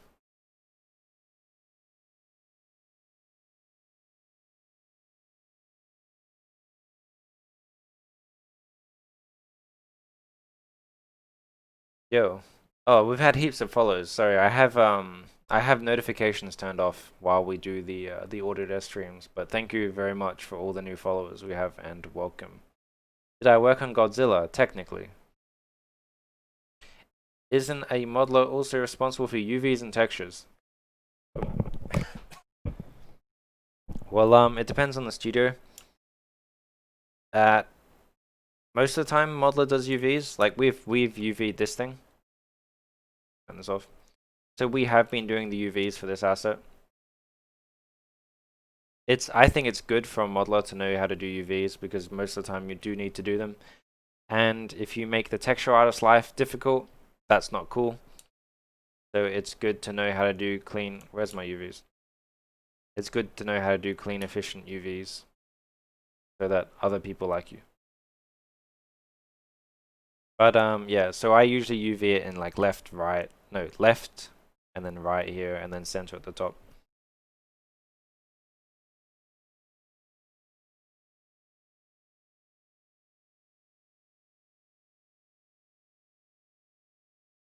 Ooh. Disney Animation Studios? I think Disney Animation do animation though. I don't think they would work on live action stuff. Yeah, we've added new stuff. We need to deal with that. But we'll keep going. We'll finish that stuff later. We'll continue focusing on detail adding at this point.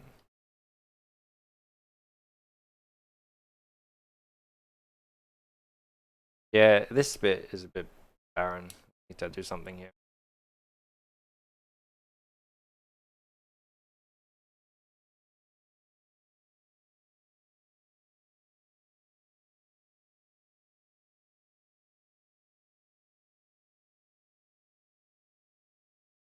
Yeah, so we've been going for an hour and 40 minutes. So we'll do one more hour and 20 minutes left of this, and then we will do probably another hour of Fall Guys if people are interested. We usually play Fall Guys with the chat after the stream. Chat seems to enjoy that.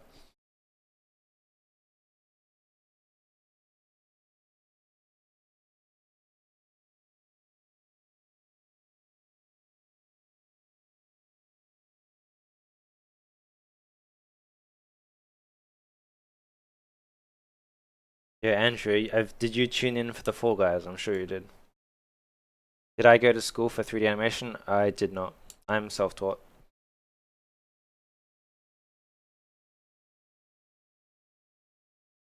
I kind of might do something with this actually. I might. This back is just so barren. I might something.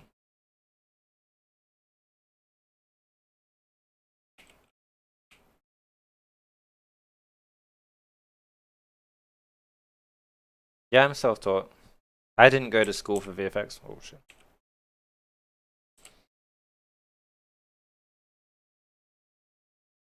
Oh, do I want to do this can of worms though? I know because I was thinking of maybe doing a cutout, but as soon as I add a cutout in here, we now need to deal with like interior geometry. Maybe that's not worth it, especially for something that's not visible. Where do I work now? I'm at Dneg right now. Like these are one of the pieces where if you just add it on top like that, it just doesn't look cool because it doesn't look like integrated. It just looks a bit weird.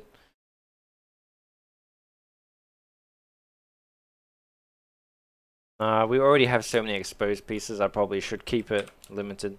Like you don't want to have too much exposed mech, then it becomes too crazy. So I'll probably keep that panel detail.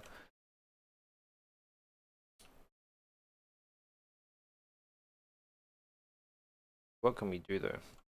That piece is kind of cool.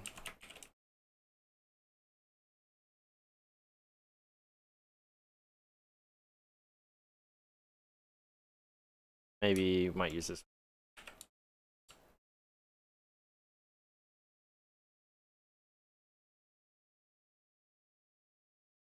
Disney I know requires a minimum of AA or AS. I don't know what AA is.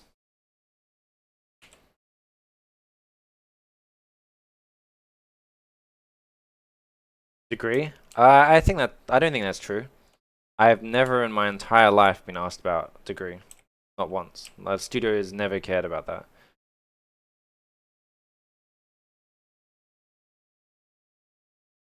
The only time degrees matter is when it comes to getting a visa. That's the only time you need to worry about that sort of stuff.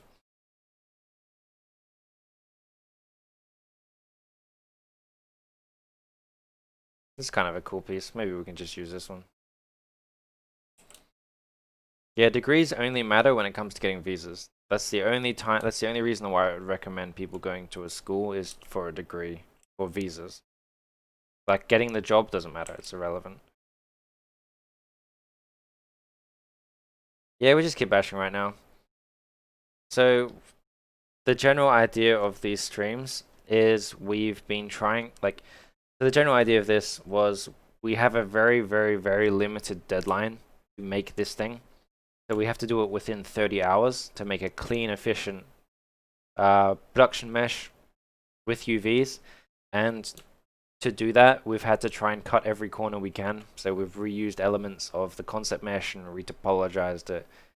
And now we're like kitbashing details on top. Just because we only have technically 4 hours left to finish this thing.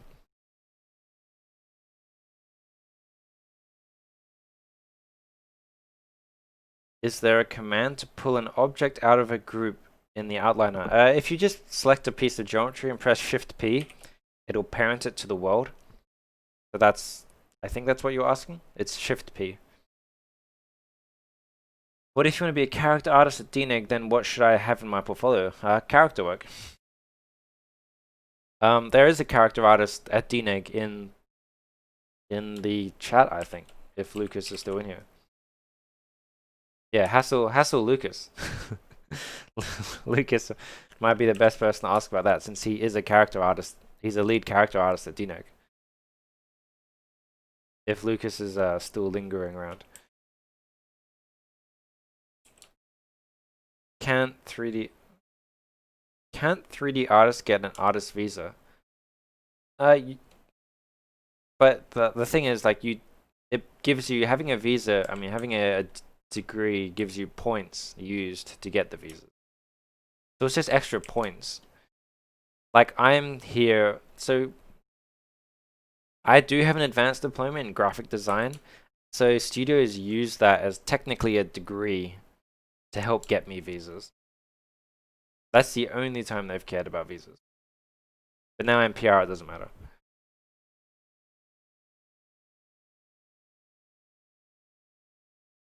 Is Oletsy still working at Dneg? I don't know who that is.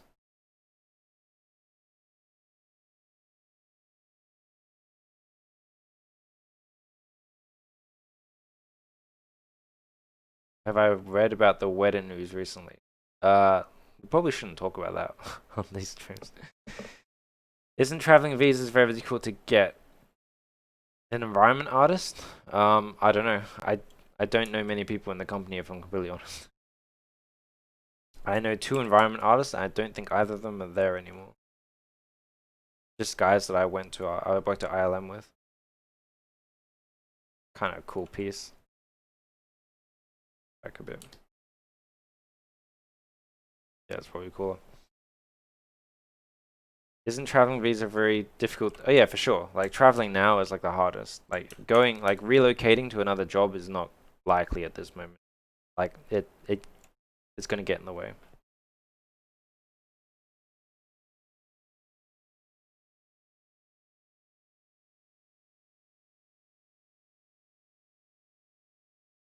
What is this channel?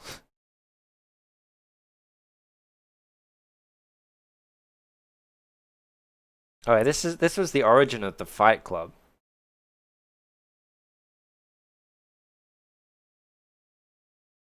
Is company still hiring? Yeah. If they have work, that is. Are they willing to take junior artists virtually? It's hard. But I guess. The problem is like so the reality with junior artists in general is technically a junior artist is a risk, especially if they have no industry experience, because you don't know how they'll deal with fitting into a pipeline and working in production limitations. Well, not limitations, but deadlines and stuff like that. Not only that, you have to have your seniors to help the juniors, so that takes time and money away from seniors' tasks. So but it wasn't that bad when your junior sat next to you. You could literally turn your head and just be like, don't do that, or do this, whatever. But now it's virtual, it's probably even harder because you can't even see what the junior is doing, if that makes sense.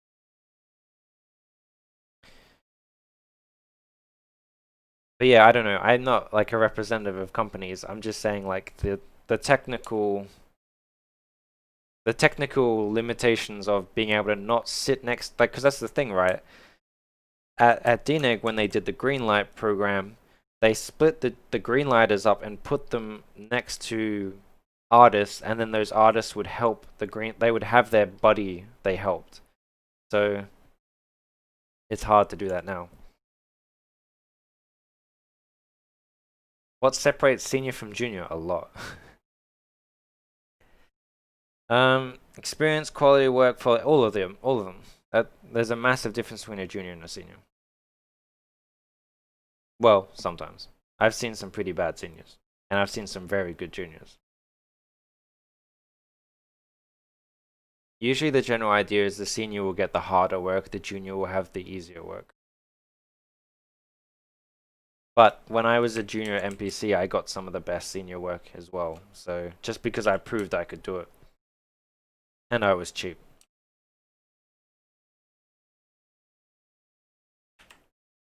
I'm going to grab all this stuff and put it underneath.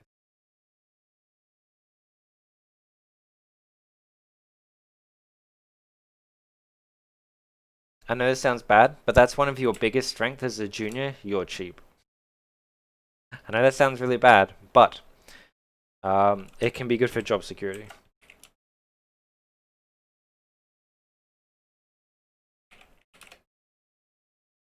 Like when I was starting out, I produced pretty good work as a junior. So I got really good like senior work. So they got their senior work done for cheaper.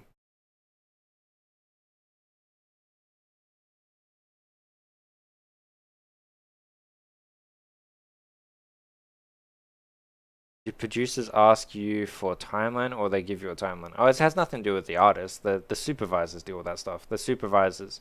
I mean, like a soup will be like, say for example, a change came on this asset. My soup would, I would, hop in a call with me. They would be like, so this is the change. How long do you think it will take you?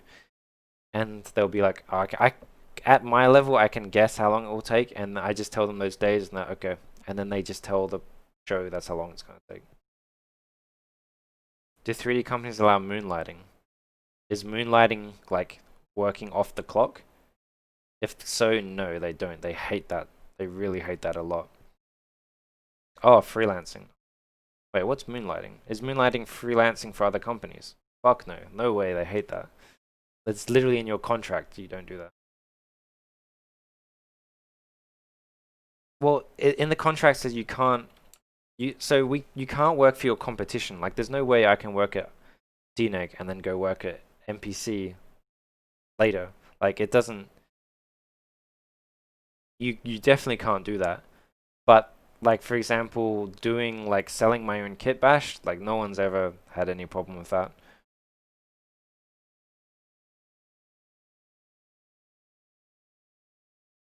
What's working off the clock? Working off the clock is like, say for example, so working off the clock is really bad. So what I mean by that is, say for example, you work on this asset for 8 hours a day, and then you stay and do an extra 4 hours of your own free time and don't tell anyone. So at the end of the asset, they think, oh, he did it in 30 hours, but you actually did it in 60. So then they've sent the benchmark for your quality and speed at 30 hours. It's not good.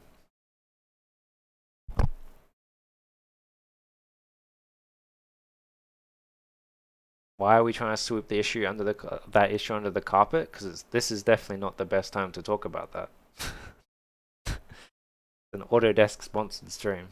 We're not going to talk about that on this. You work at a hospital. There's no conflict. Yeah, exactly. Like if, say for example, if I did this and then I did Uber Eats delivery after work, they wouldn't care because it's not a conflicting. It's not a conflict of interest. That's the main thing. It's more about conflict of interest.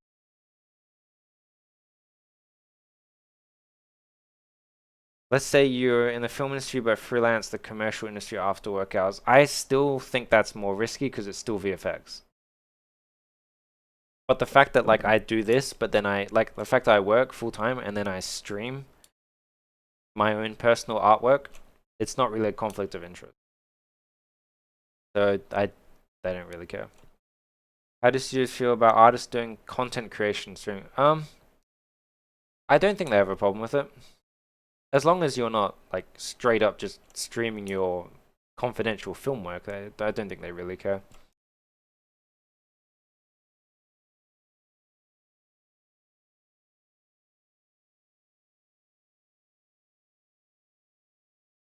I mean, technically they could, sure, but I mean, I'm not doing anything like bad.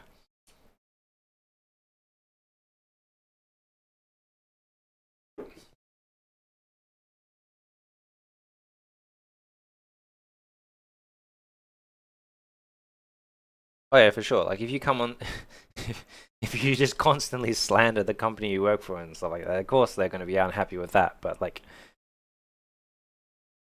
I treat myself as a freelancer. Well, not freelancer. I treat myself as a contractor because that we technically are contractors as students.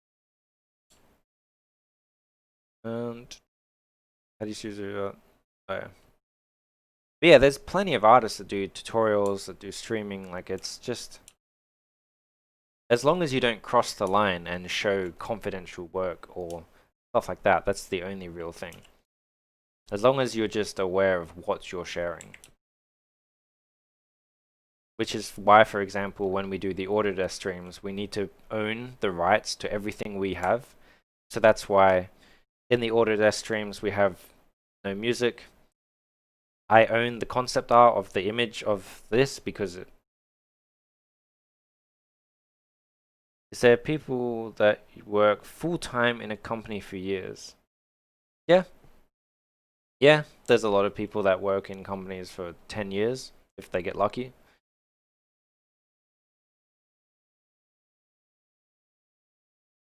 But a lot of people do bounce around, it's quite normal.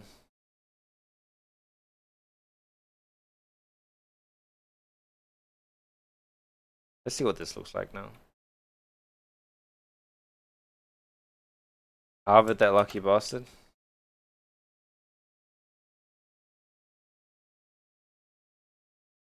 I don't know. In that company though, I don't know if that's lucky. Let's see in detail. Oh, it should be a Mac, isn't it? Main Mac. Yep.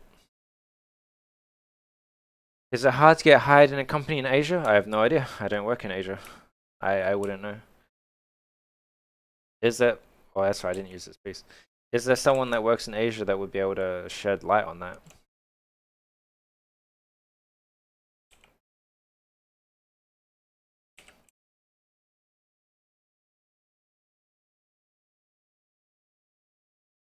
Did you hear correctly that Greenlight is cancelled? I don't know. I don't know anything about it. I think Andrew said that, but I don't know. I don't know facts or sources or anything like that. It is confirmed? Okay. I mean, honestly, that wouldn't surprise me. Just based on the current situation, that's not shocking or surprising at all.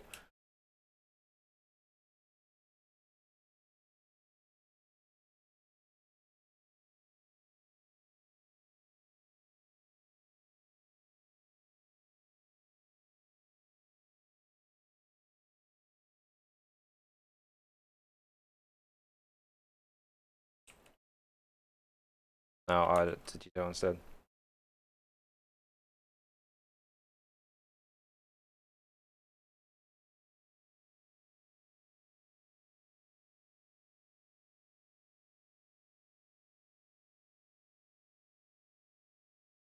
They had a newsletter.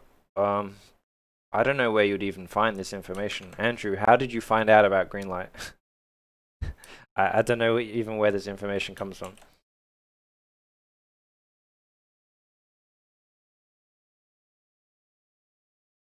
LinkedIn's the best? Yeah, I think LinkedIn, following companies on LinkedIn is usually where you get information from this sort of stuff. Oh, John told you? Okay, that's cool.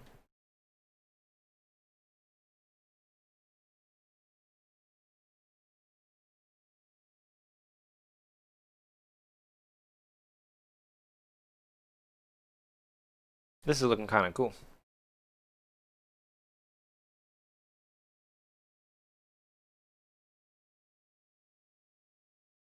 Getting into VFX is hard. I think it's in general it's quite hard. Like, but the thing is, like, once you're in, you're in. But yes, getting into VFX is hard. It'll be the hardest thing you ever do. But once you're in, you're in.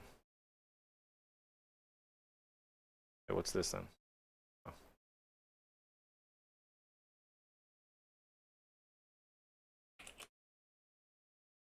Whoops.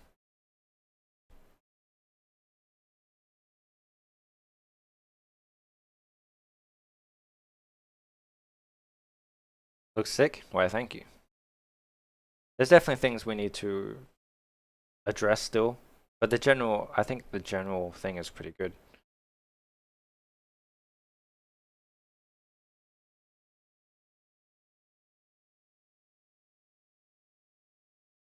Learn vibrio fluids. I have no idea what that is.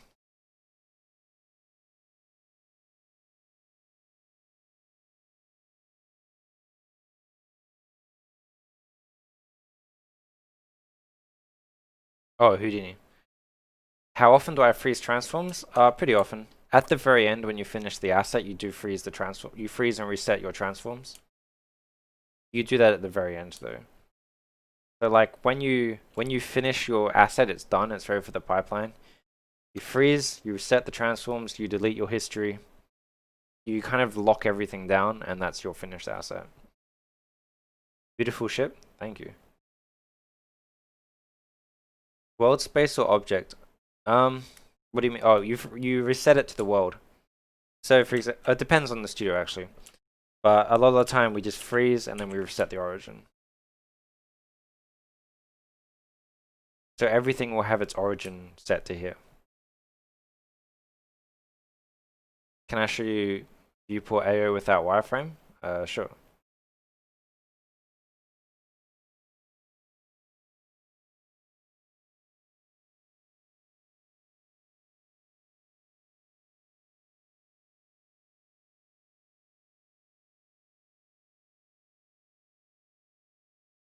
Cheers. But yeah, the fact that we did this in how many hours are we at now? So it's 30 in total, but we're not at 30 yet. We've only. All right, this pipe is kind of annoying me. It's very exposed and obvious. I'll need to add some more detail into that. Maybe we should just move it down. That's probably the easiest.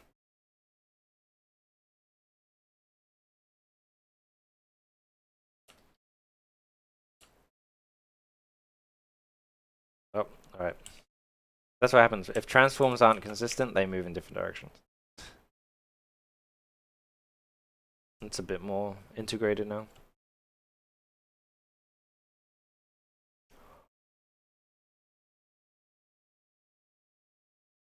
Yeah, we've only about 26 hours into this. Now you know why kit bashing is important? Yeah, because imagine if we tried to model this whole thing from scratch. We would be nowhere near the stage we're at right now. Kit bashing is key.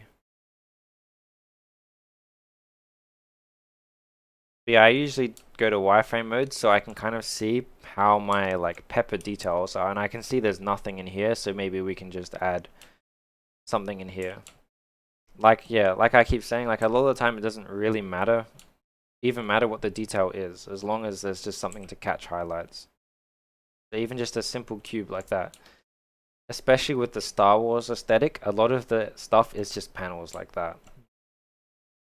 Not that this is Star Wars, but you know.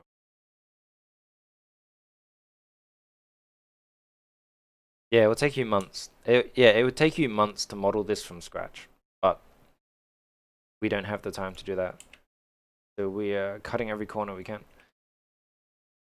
But general, it's kind of looking pretty decent.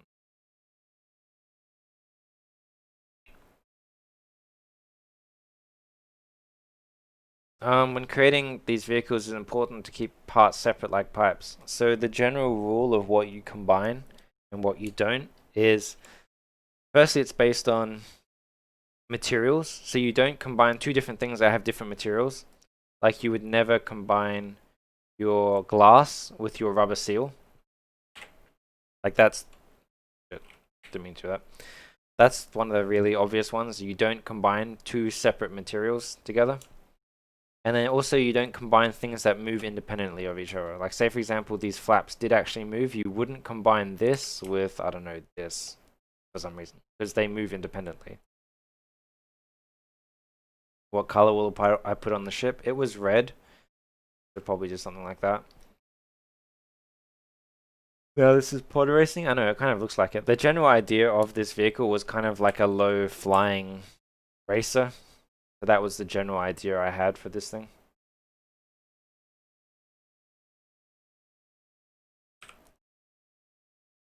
Is the rivets going to be textured? Yeah, I do. Like things like bolts and rivets, I usually do. Well, not me personally, but usually things like bolts and rivets, we do in texture. Unless the camera gets like this close to it, then we might need to do bolts. But in general, we don't do bolts unless we need to. Everything looks better in Chrome. What does this look like with Blinn actually?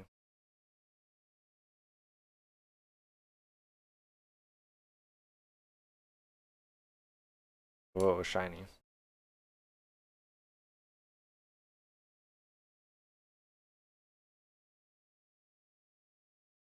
I guess this is probably a better way of seeing like the panels and the details.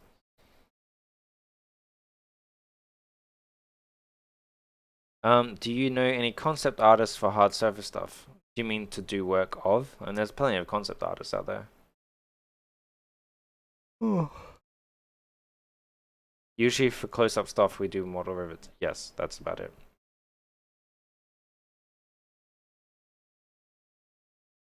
How much time is spent generating, producing shaders in production? I'm not a look dev artist, but I usually think they distribute the time equally. Like you would have like the time for modeling, time for texturing, time for shading, probably all line up with roughly the same time.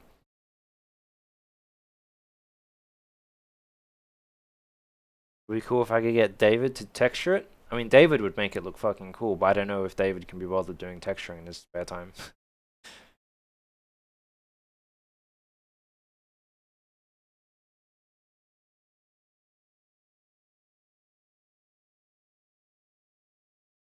Yeah, so far this is looking pretty cool.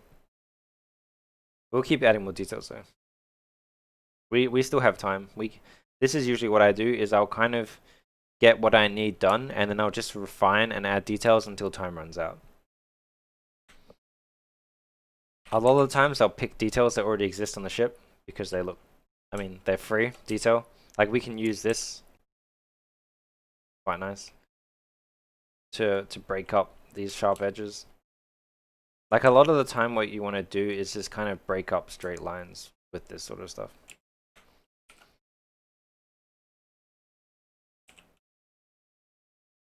That's kind of cool.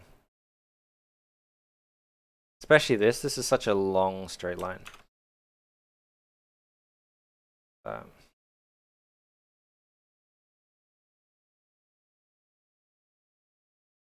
And the best part is of like reusing something that already exists is we get the UVs for free. Oh, whoops.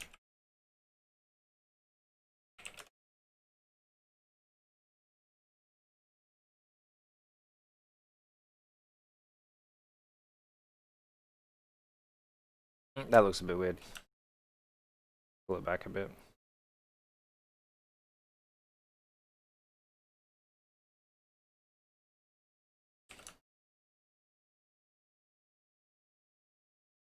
Yeah, once again, same thing here. We just break this sharp line up.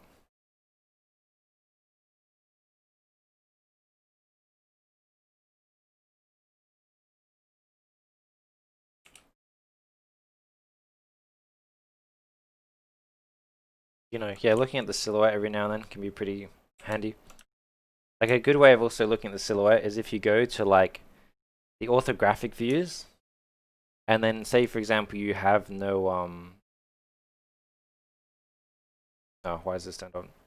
If you have no lights in the like in the scene, you can press 7. Oh, just set to. Oh. You can press 7 and it will show you the silhouette. Quite cool.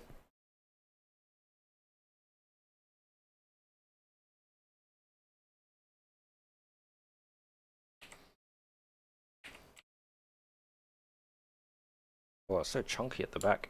Did you realize it was so chunky? Big engines, I guess.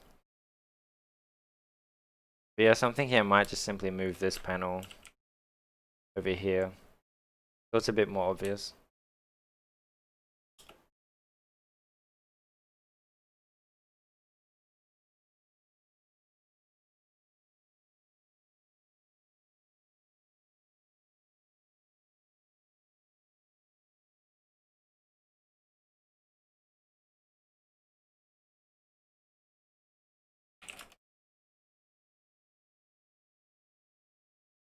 Okay, so what I'm doing is I'm just duplicating it and then flipping it in negative y and then freezing it.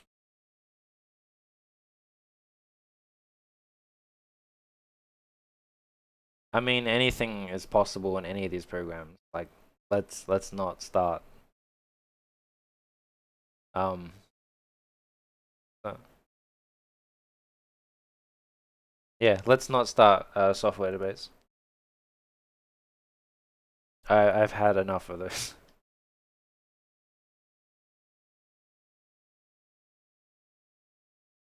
Was saying when UVing, does marking the seams and using unfold command produce a different result than using other methods? Yeah, I mean depending on how you cut up your mesh, it will unfold differently. It's for sure. What tips you'll give for this type of modeling other than breaking straight lines? I don't know. That's a very general question. I don't. The breaking straight lines is like the last thing. It's not like that's not really a modeling question. That's more of like an aesthetic question.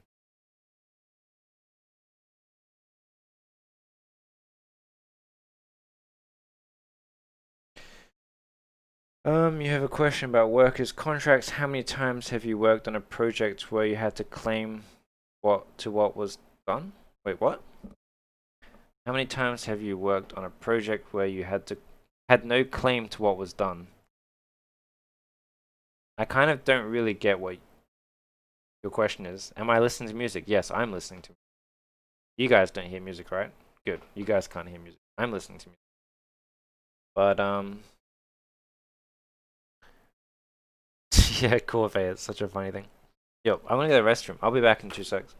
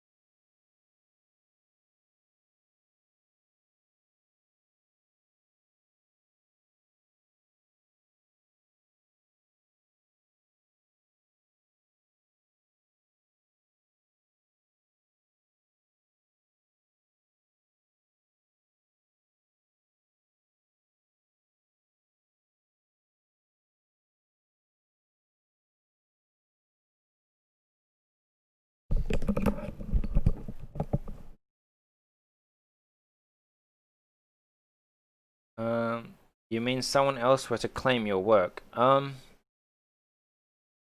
I mean, that's the thing, right? So say, for example, you work in a film. I could finish this vehicle and then hop off the film, and like 3 months later, a design change comes, and then another artist will do the design change. So that person now has claim over the vehicle, even though I did most of it. Like, that's just normal. That's just what happens in VFX. Like, it's very hard to have complete ownership of a model because multiple people will touch it. The worst is when people say just modeling when they added like a rivet or two. That's when it gets pretty bad. We should be saving as well. I just realized I haven't saved. Whoops. Make sure you save your files.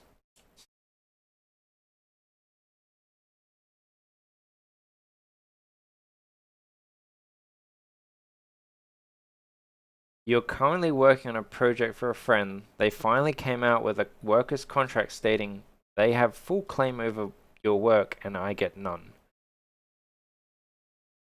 Well, I mean, firstly, I wouldn't have started working without a contract to begin with. That would be the first thing. Secondly, I mean, that's technically true with film work as well. Like, we don't own the work that we worked on. They own the work. I can just say I worked on that film. That's what I mean. Like, I don't own the work at work. They own all of it.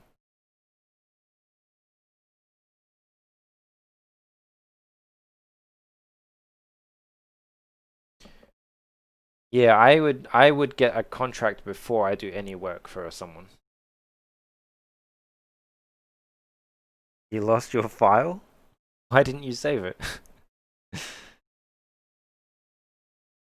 When trailers come out, am I still working on assets? I mean, sure. Like, it depends. Every film is like that though. So it does not work under iClaim rules.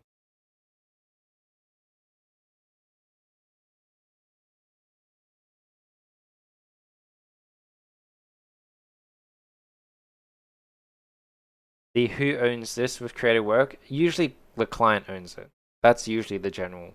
For any creative work in general, like, we're creating a product for them, so it's their product. They own the work. That's just general for any form of business. If you're contracted to do something for that client, they own the product. That's it. It's always like that.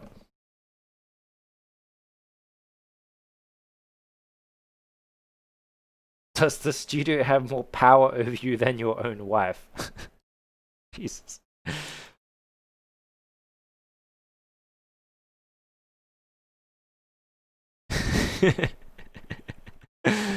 uh, the one who was saying, have you ever lost work on the job? Yeah, I guess. I mean, it's not end of the world, but it's more like I lost maybe an hour or two. Like, it's not. It's never like, oh shit, I've just lost like 3 months of work or something like that. That doesn't happen.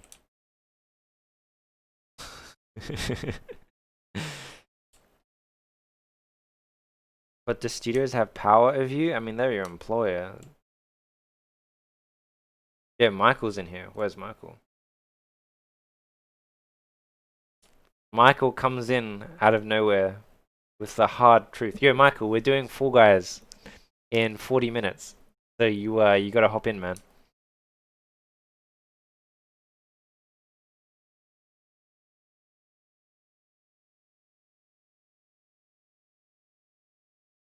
Yo, Michael, do you want to get on the mic as well? We can talk some shit later.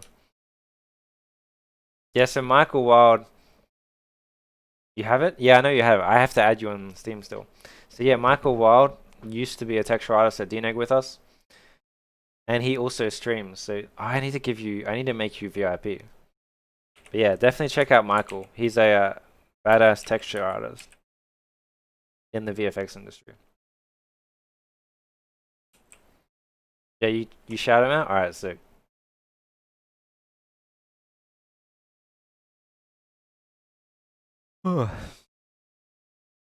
Yeah, Discord chat. You can come on and we can talk some shit. Yeah, Michael, did you actually want to hop into this stream or do you want to just hop in during Fall Guys? Because we can have a chat if you want. Do you want to chat about the industry? Yeah, we can do that. All right. Do I have you actually? Do I actually have you on Discord? You've had a beer, or maybe not then. 'Cause depends how we have to keep the conversation pretty tame. But we can have a chat if you want. The people usually enjoy that sort of stuff. I'll do I have you on Discord? All right, chat. I'm not going anywhere. Just give me a sec.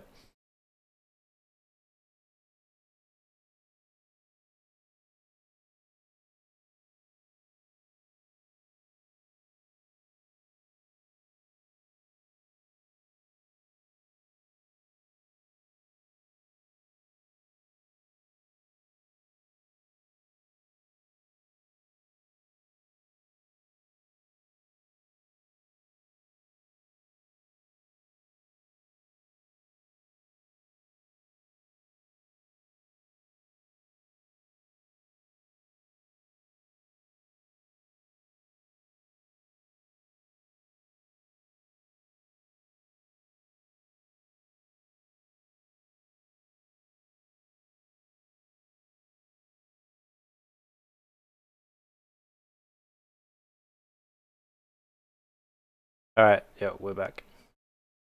Mike is getting something sorted.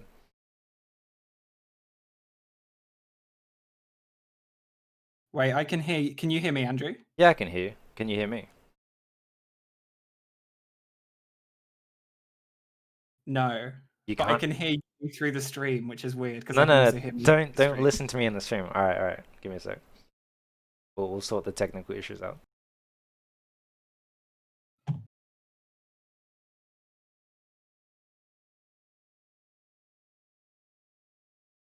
Hello? Can't hear you. Why is that? Wait. Mute, show screen, turn on camera. Wait, let me see my sounds actually. No, my sound must be working. Yo, can you hear me?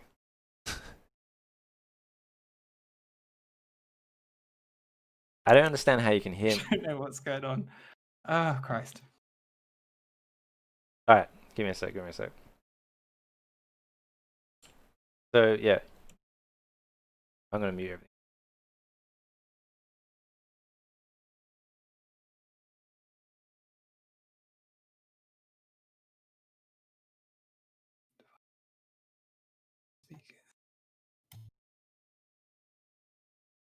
Wait, Andrew, say something. No, damn it.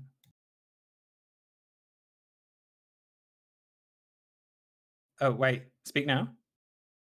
Yes, the beauty of science and the wonder of Okay, the okay, we're internet. back. All right, sick. What happened, man? How come? What happened? I didn't have the right output on Discord Oh, for okay. the speakers, even though I guess I haven't taken a call on here before. I I don't don't know. know. I've got this Discord, but I don't really use it for anything other than typing. So Yeah. I don't know the wonders of all the other functionality. Oh, okay. But yeah, welcome onto my stream, man. Yeah, I can see you delayed on my other screen by about 30 seconds. Yeah, don't watch my I can't not, Andrew. It's too hypnotizing. Jeez. Alright. But yeah, do you want to tell the chat who you are? My name's Michael Wild, and I'm an alcoholic. No, I'm just kidding. I am a VFX artist. I've been working in the VFX industry for 7 years now. I worked that out a little while ago when I was updating my CV. And I've worked the majority of that time at MPC and Dneg. I met Andrew 6 years ago Yeah, NPC. at MPC. His first job, my second job, I was at a small company before then, which I'm starting at again on Monday. Oh, really? Nice. Congrats. Yeah, yeah, a job, but that's a whole another thing. Yeah, so I've been working in the VFX industry for 7 years. As I've done it all. I started as a lighting artist, and then I worked in Groom for 2 years, and then I was a generalist at Dneg London.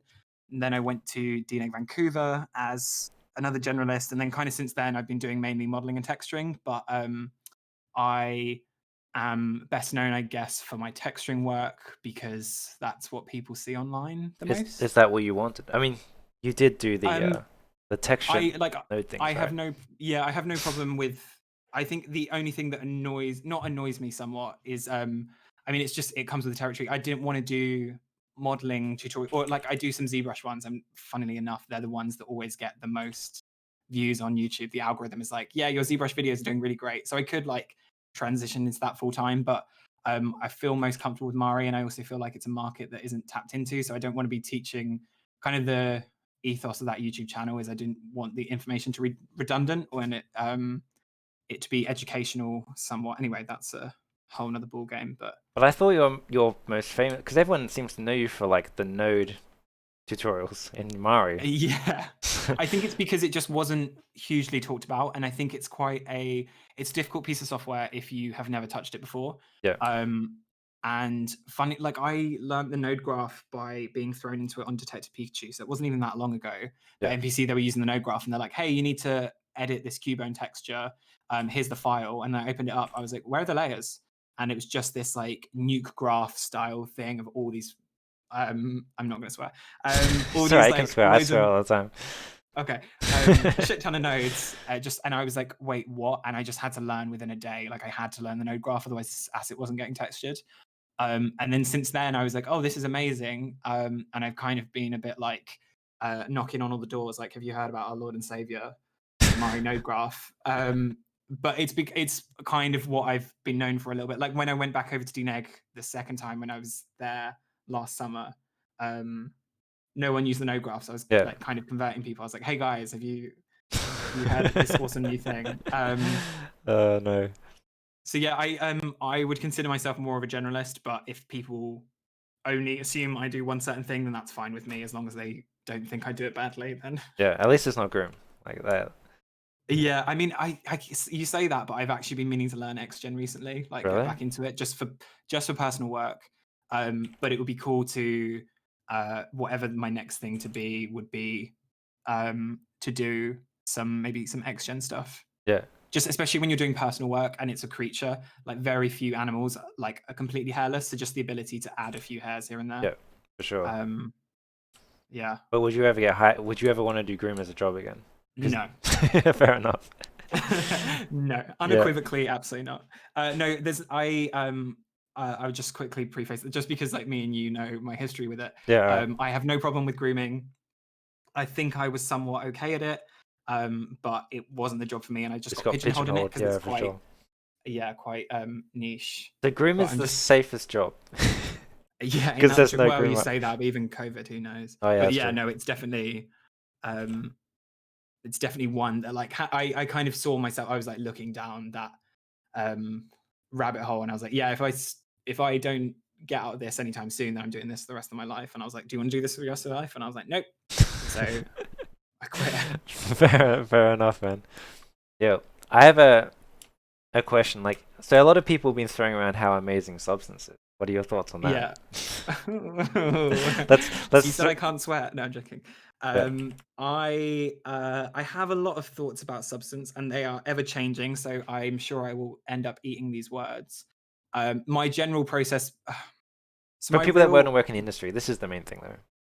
Yeah, so my real issue with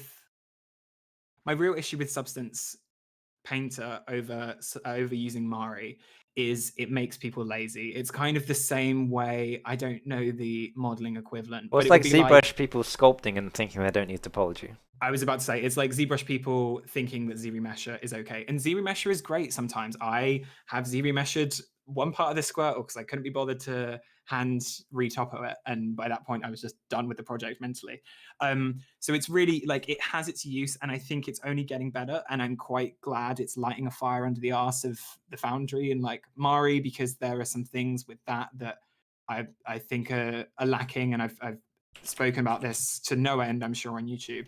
Um, but to me, it's just a bit like you. Um, the problem, like people will take a preset, they'll just throw down a material, usually the machine gun metal, whatever it's called, the yellow one with rust on it, and be like, "Cool, I've textured an asset." It's like, no, you absolutely haven't. You've used a preset And I can see the preset you've used, or you've used the preset and you've changed some of the things, which is, and again, that's a completely valid. Like I've worked on assets. Like when I was on Elite Battle Angel at Dneg Van, we had so many materials we had to make. So some of them I made bespoke in Designer, and some of them I was like, oh, this preset looks close enough, and then I just edited it. So each their own. The problem is if you don't understand the underlying technical aspect of it, which I'm finding, like I've got this Discord and I answer questions and people like show me their work, and I do, like I see it somewhat often. They're like, oh cool, this is this, like, or you see it online and be like, this is my render, why doesn't it look right? And it's like, oh, because your metallic is wrong or your spec roughness is wrong. And they'll be like, okay cool, what, like, that you won't hear like what does this map supposed to look like, but it's apparent that that knowledge that you have to know when you use Yeah. Mari, because it's so technical, you have to know it off the bat, isn't there. And that's not anyone's fault. I don't want to be like, if you use Substance you're using it and you're wrong as an artist, because that isn't absolutely the case. I think the problem is You don't learn the foundation of texturing reality. yeah, and I'm gonna pass the blame as well onto universities as well. So I'm never going to teach at one because they'll never let me back in. But I have taught at a number of universities, and one of the reasons and I've said this multiple times, one of the reasons I started the YouTube channel I've got was because I saw what they were charging students £9,000 a year for at one of the most well-known names when it comes to learning 3D. And I saw what those third-year students knew, and they couldn't have walked out that place without, like, they wouldn't have walked into a job. They just didn't know. They were third years and they didn't know enough. And I just felt so sorry for them, because like that's not their fault. That's the institution they've gone to, and that's like the learning that's been set up for them just isn't right. So how can I alleviate that somewhat? Right, let's put out that information for free on YouTube. Has kind of like, that's how it all started. Yeah, for sure. Sorry, I'm trying to read some of these questions. Was Oh, it you're easy to reading the chat. transition from lighting to generalist? I thinking about doing the same. So my first lighting role, it was lighting and rendering. I was there for 6 months, and I basically worked on my folio the entire time. I modeled and textured and groomed this pug, which happened to get me. Do you remember that? I don't know Yeah, if you ever can I saw bring it. that? Can I bring the pug up? Yeah, of course you can. It's sick. So that landed me a job in the groom department at NPC, because they were like, yeah, you can model and texture, but we don't have any groomers. Do you want to groom? And I was like, no, not really. I'd rather model and texture. But it was a step in the right direction. So I took it because lighting wasn't for me. Here it is. So good, man. I still don't think it, like, I look back on this, I'm like, it's kind of okay. Like, it's like the groom isn't like, I don't think it's bad. I just think it's funny. I think the face is funny. I look back on some of my old work and I'm like, oh boy. But this one, I'm just like, yeah. I mean, it doesn't have a butthole either. Of course, it's not photo real. No. So yeah, so in terms of like transitioning, you can absolutely transition. You just need a good enough folio.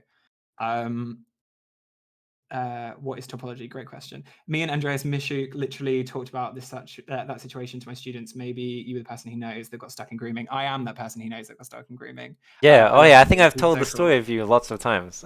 You're my example of not getting pigeonholed.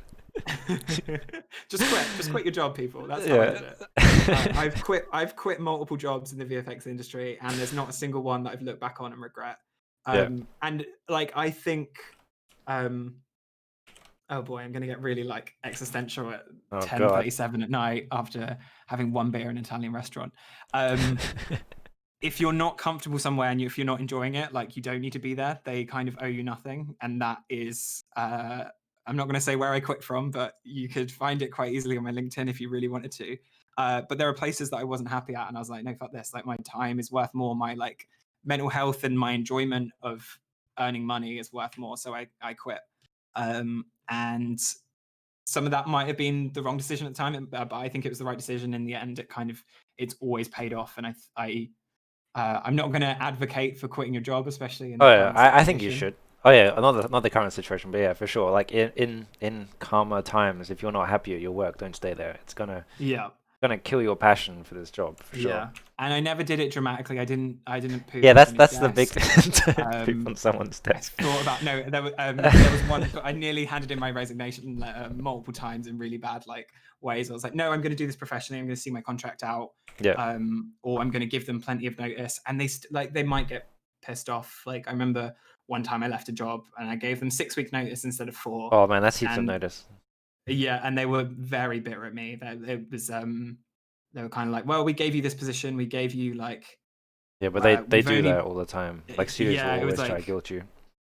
kind of not we've made you what you are, but I was just like, no, flip this. You wouldn't even give me a 2 grand pay rise, even though you told me I'm doing senior work. Like at that point, it's like what is like I'm not enjoying this. Why am I here? Kind of thing. Yeah, for sure. So yeah, maybe I am blacklisted places. Maybe I'm not. I don't know. Maybe I'm sure you're not, man. Like, No, yeah. I don't know. Anyway, After the stream, though, you will be. No, I'm kidding. yeah. No, I think I've also been like I think there's also there's a bit of a culture to not speak your mind in VFX, and I do understand that to some degree. But then also there's just been some things where I haven't been able to hold my tongue, and maybe this is making me sound like I'm starting riots at places that I'm not. But there's been a few instances where I'm just like, no, no job is worth seeing somebody treated like this or Yeah. whatever. Um, and I think maybe that's just me growing up a bit and kind of caring. There's been times where I'm just like, I'm out of this industry. Yeah. I'm gonna quit in a month anyway, and then I end up crawling back for more. But What brings you it back? does. That's What a brings me good back? question. No, but the thing is, I know the answer to the question. It's really sad because I really enjoy. It's not sad, but I really love 3D. When 3D is good, I absolutely love it. Yeah, for But sure. when you're in the trenches of what's a movie what's an obviously fake movie of Sharknado 26 and you've been sculpting ice for 7 months Yeah. and then it all gets cut and you're like, why am I what what am I doing with my life that I'm here? Sharknado 26 confirmed. Yeah, you heard it here first, people. It's the insider info we all joined the Yeah, stream but I for. think that's something that Um, people don't really think about. And like for example, they'll look at my demo reel and be like, "Oh, Andrew's doing all this amazing, cool spaceship stuff," but they won't realize yeah, that that's 30% of the work. Like a lot of the time, we do stuff that no one sees. A lot of the time, we'll be making like crates or yeah, sculpting rocks. lampposts. Yeah, like stuff people don't usually realize that because obviously our demo reels are all our best work. It's Yeah, not two I months of. had So what's that? I had an interesting exchange with somebody on, I think it was on Discord the other day. This was like weeks ago, not the other day. But they were like, "Oh, I want to get into VFX because in games, all I do is background props and it's Oh, no fun." the same thing as well.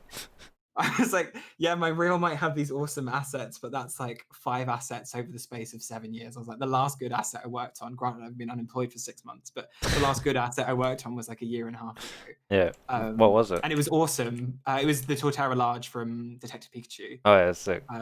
But it was also a nightmare. It was an absolute nightmare to work on. And at the time, I was like, "Why am I doing this to myself?" And then I see it in cinema. I'm like, "That's why I did it to myself." I'm like, "No, Yeah. that's Stockholm syndrome, Michael." I think it's kind of Um, funny is like in films in general, like like working on the film can be quite hard and quite tiring. mm, And then you're like, oh, I'll never do this again. And then you see it in the cinema and you're like, yeah, it was alright.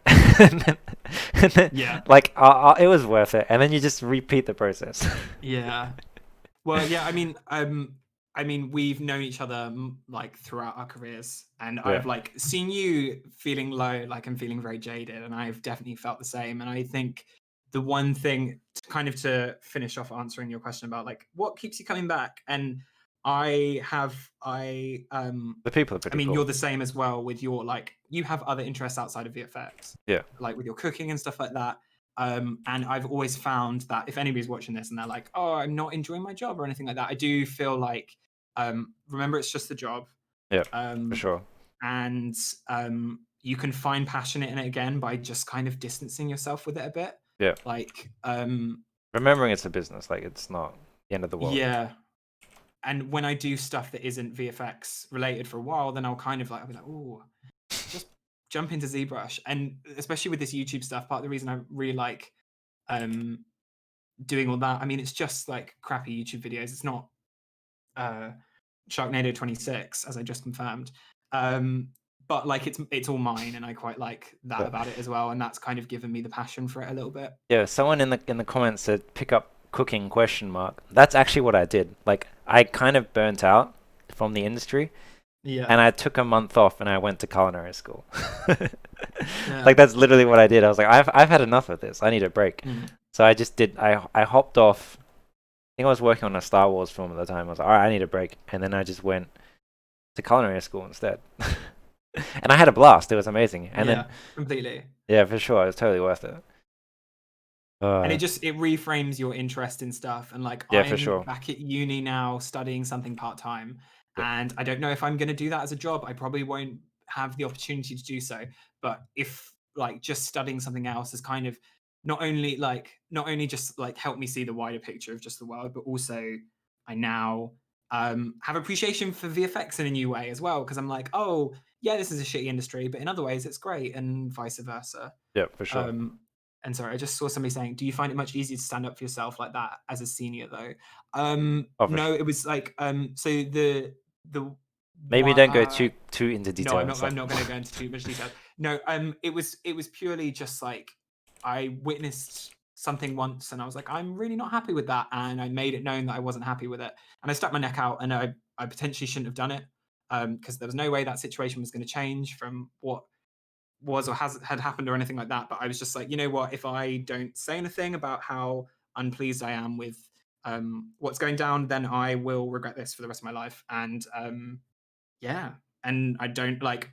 Maybe that person is pissed off with me. Maybe blah blah. I don't care. Like I know I did the right thing. So it's I don't know. I don't know. I'm gonna say that's what I'm gonna say because I don't know what else to say without going into the weird like world of like HR. And if you, I don't know. Anyway. Yeah, don't go too into that sort of stuff. No, I'm not. Uh, I know what you're talking about though. yeah, Yeah, I think at the end of the day, people just have to remember it's a job. Like, yeah, it's cool and to you do can, spaceships and stuff, but like, it's not the yeah, end of the world, sort of thing. Don't sacrifice your happiness for the work. yeah. And in a normal world, 6 months ago, Yeah. kind of my favorite thing about this industry was like, there's been times where I've been close to burning out, and this is like when I go to universities and talk to universities, I talk about like burnout because like you That's a don't real see it thing. coming, and then it's there. Um, and I left a job, and I was like, oh, I'm not doing it. Like, I was like, I was looking at just getting a runner's job in a production house for like film, like for TV, Yeah. and just like grabbing people coffee because I was like, I want nothing to do with CG for a long time. Damn, I didn't realize And it then hit you that yeah, hard. yeah, no, I like, I was just like, um, and I found passions in other things, Yeah, for but sure. then I took 2 months off, and I that cat I worked on, the lion cat thing Yeah, from ages ago, I did that in the downtime, yeah. and that's how I made my first YouTube tutorial and all that stuff. So That kind of reignited your passion. yeah, but also I think the main thing with that is like I knew, I can't even remember where I was working at the time, but wherever I was working, I knew that I was gone at the end of that contract. Yeah, So I was on like okay money. And so I was like, you know what? I've got 3 months left of this contract. I'm gone after this. I'm going to save every penny I can, and I'm going to be like really cheap. And then I was able to take 2 months off without even like kind of batting an eyelid. yeah, I for think that's sure. one of the perks of this industry is like it doesn't pay.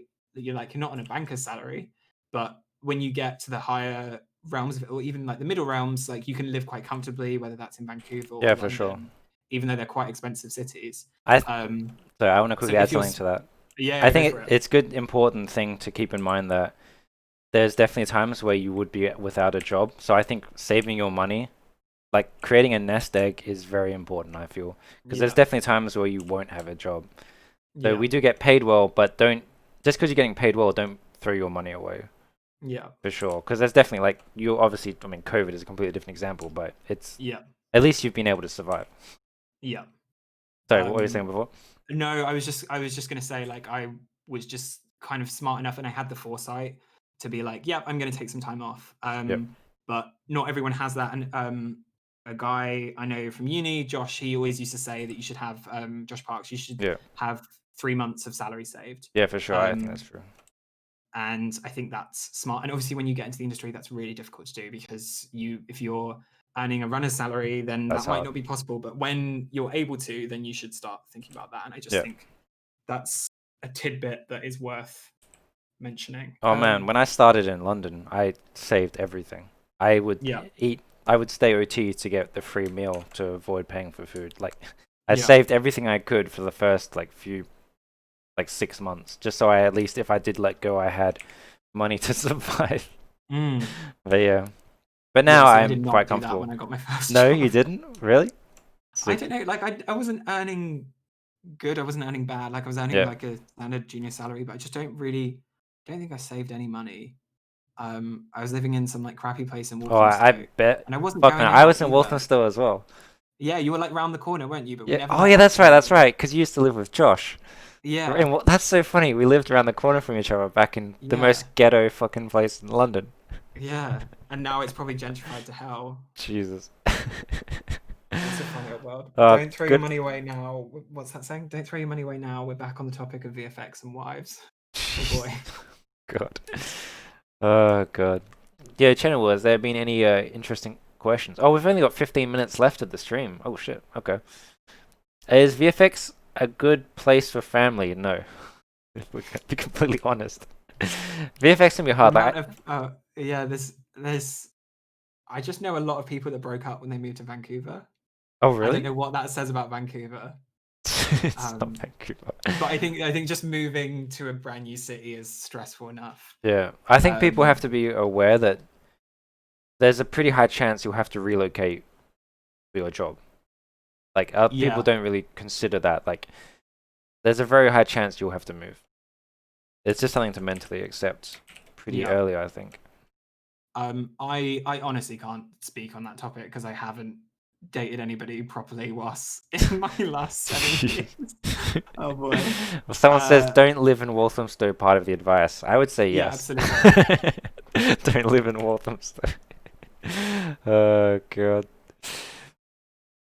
It's not impossible to have a family, find a partner in VFX as well, and then you'll feel like a single. Common salary for juniors. I It mean, depends entirely on your city, country, everything. Like, there's no yeah, real. I mean, yeah, there's no real definitive salary. It just I feel depends. like in But London, it's like 18 to 22. yeah, that's pretty reasonable. Runners being less, like for an actual like Runner was 14. artist role. Yeah, I was gonna say runners are 14. Um, yeah, but obviously, yeah, different countries, different cities are gonna offer different amounts. Yeah, when I was a runner in London, I was on 14k. Somebody's asking, can you live on that? Yeah, I got offered a running position the same day I got offered an artist position, and I worked it out, and I think I would have used up basically all my Yeah, money. you would survive, but you would just survive. Like, Yeah, I barely traveled when I lived in London because I just didn't really have money to travel. Like, I yeah, had enough to live, I say comfortably, but not travel or do anything. yeah. Not be homeless. Yeah, That's exactly. what you're saying. You had a duvet and a pillow. That was enough comfortably. Fucking London, man. Living in shoeboxes. Yeah, I mean, I love my shoebox I'm currently sat in. It's Yeah? great. You're still with Amy, right? Yeah? Yeah, Yeah, sick. Depends on the city. Montreal is probably much more comfortable for me than someone the same salary in Vancouver. yeah. So I know Montreal flats are a lot cheaper. You Yeah. get more for your money. But I know, for example, in Montreal, they'll try and offer you less money. Oh, sure. Like, yeah, if you like, I think that's also why not many seniors have moved from Vancouver to Montreal because they will offer you 30% less because they have lower Oh, cost of really? living. Yeah, that's why a lot of Oh, seniors won't move from Vancouver to Montreal because they offer you less. I did not know that. Yeah, I mean it's lower cost of living, Yeah, but you're still paid the same dollar. Like that's what's kind of annoying. yeah. Um, Dune comments. yeah. So I'm gonna No, say no, something no, no. controversial about Don't the talk. Dune trailer. Don't talk about it, man. No, I just didn't like the trailer. Oh, okay. Yeah, don't talk about the film. I'm not gonna talk about the work, don't worry. Yeah, alright. I worked on it. That was cool, I guess. But I was just really underwhelmed by the trailer, and like the internet is losing their collective mind. I was like, "Was it that good?" Like, good. I don't know. I haven't read the book. I was like, I was expecting so much more because it's like Denis Villeneuve. I was like expecting like Blade Runner in the desert, and it looked like, I don't know. Anyway, Yeah, don't that's talk too my much. 1 minute review. Yeah. Oh God. A lot of people never take cost of living into account for jobs, and it can be really bad. I think okay, this is so people are really excited about the work from home thing. I think it could potentially be bad for the industry. How so? Well, because say for example in Vancouver, our wages are based on Vancouver's high cost of living. Mm. But if people can work remote, why don't they just hire the Montreal artists now for the Oh, I Vancouver see. Yeah, jobs? That's what I mean. true. So if you don't have to live in the same city anymore, why wouldn't they just what's a fucking random rural place in Canada? Um, What Nova Scotia. It's not that fucking random. yeah, fucking yeah, exactly. Why hire me when they can hire someone in Nova Scotia because they have lower cost of living, so they can have lower price. I think that's Mm. the most scary thing Yeah, about the I future of actually, this yeah, I didn't think about it like that actually. because we're still technically the same country. Yeah. Hmm. Because I've seen like Van is high, like just Canada in general is hiring like crazy, whereas London isn't. I was like, could I have a visa? It's like, no, you need a visa.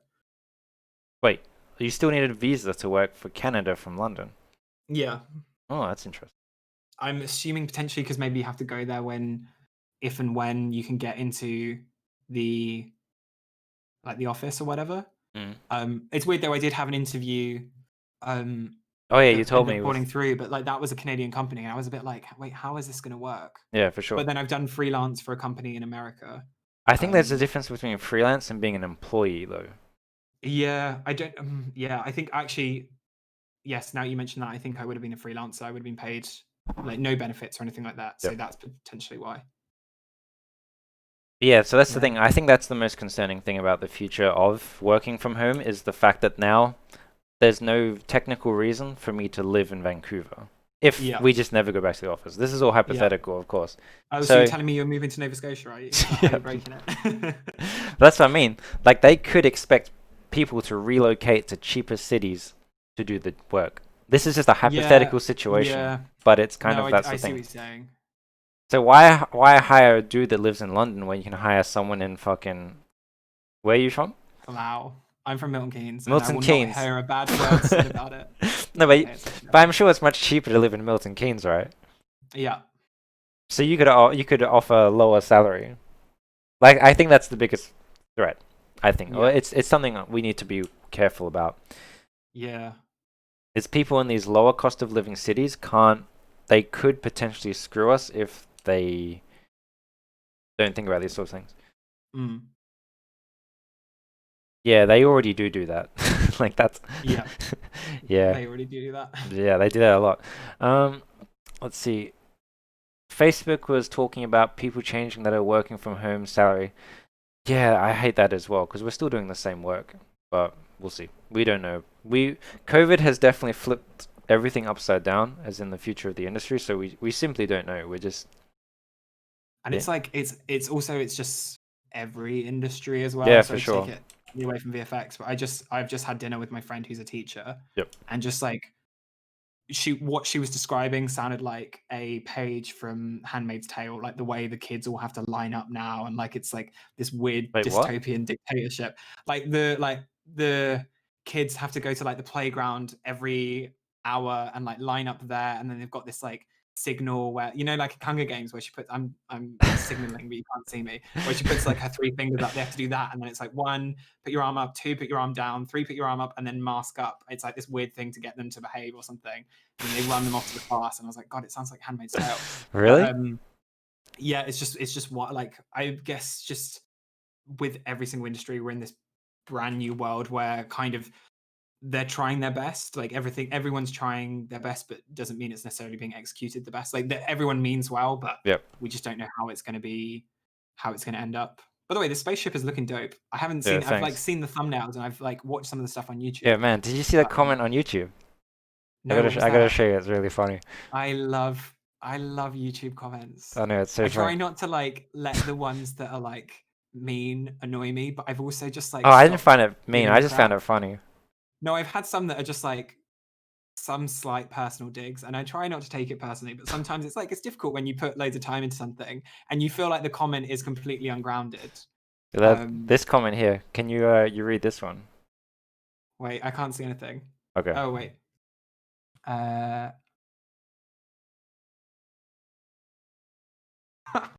Oh. You read I it. can't see the name. I understand the idea of the video was to introduce and show the modeling techniques, but holy crap, that vehicle was awfully designed. There's this one. Sure. I know, right? That's so funny. I find that short. I find that shit hilarious though. Who is the voice with Andrew? I am the voice of your subconscious, and I'm coming through the Oh airwaves. god, what an annoying my voice name then. is No, I'm kidding. my name's Michael Wild, and I do stuff on the internet. Mainly I sell feet pictures for Fucking hell. money on OnlyFans because it will keep my light on. No, You'll probably earn more money than VFX to be fair. Pardon, sorry? You'll probably earn more money than VFX to be fair. I know. Well, I don't have that nice feet. That's the problem. Got some killer elbows. Jesus Christ. But no, my name's Michael Wild. I do modeling and texturing videos and stuff on the internet. Yeah, I haven't. We should probably just link your stuff. I haven't shown them your YouTube channel. We should probably just do that. I'm just gonna wait. Here's links, baby. We're coming links. If anyone wants to follow my new Instagram, and then that's where you can see my feet photos. Actually. Jesus Christ. What's your art My station? new Instagram, Michael Wild VFX. What's your I can't spell pictures. Hi, I'm Michael Wild. Oh my god, I could hear your voice. Man, that video is so funny. It's the fact that you hate it as well, which makes it even better. Which one's the one that comes up yeah, that's the one we just heard on the stream. Every damn time I like try and look at like stats or like comments or something, it would just be like, "Hi, my name's Michael Wild. I'm a modeling and texturing, and this is my YouTube." I'm just like, "Shut up, guy!" And I'll be like sat on my laptop, and I'll just need to like check something on YouTube, and like it would just come up, and Amy will be like subjected to it again. Oh, and then my poor parents Amy. found it. Oh So god. in there, I make a dig to my parents. I'm like, I'm a modeling and texturing artist, but don't worry, if you don't know what that is, neither do my parents. My parents are lovely. They do know what I do for a living. My mum, like, I'm on a FaceTime with them. My mum's like, Michael, I'd just like to let you know we do know what you do, and we're very proud of you. And then my dad was like, "Oh, that video cuts off at the end. I don't think you recorded it properly." I was like, "No, Dad, that's the joke." He's like, "Oh, it's not very funny, is it?" I was like, "Okay." So your parents didn't approve of your humor either. No, God. We're very proud of you, Michael. thank you so much. Jesus Christ. Oh, that's so funny. Did I re-topo my pug in Topo Gun? That's so funny. Because I've just made a video today slagging off Topo Gun. So funny. I was like re-toppering something. I've like got 80 gigabytes worth of video footage for this Squirtle series. Yeah, holy shit, man. Oh yeah, I'll show the stream your Squirtle. It's pretty cool. I've just been sat all day trying to edit. I've got it down into 14 digestible chunks, and now I need to narrate it. I like how Chen will link to your YouTube in the video section, so you can bypass your introduction video. Oh, perfect. Yeah, get rid of me. You want to see that? Yeah, man, your Squirtle's pretty fucking cool, man. Yeah, so Michael's... Oh, turn that off.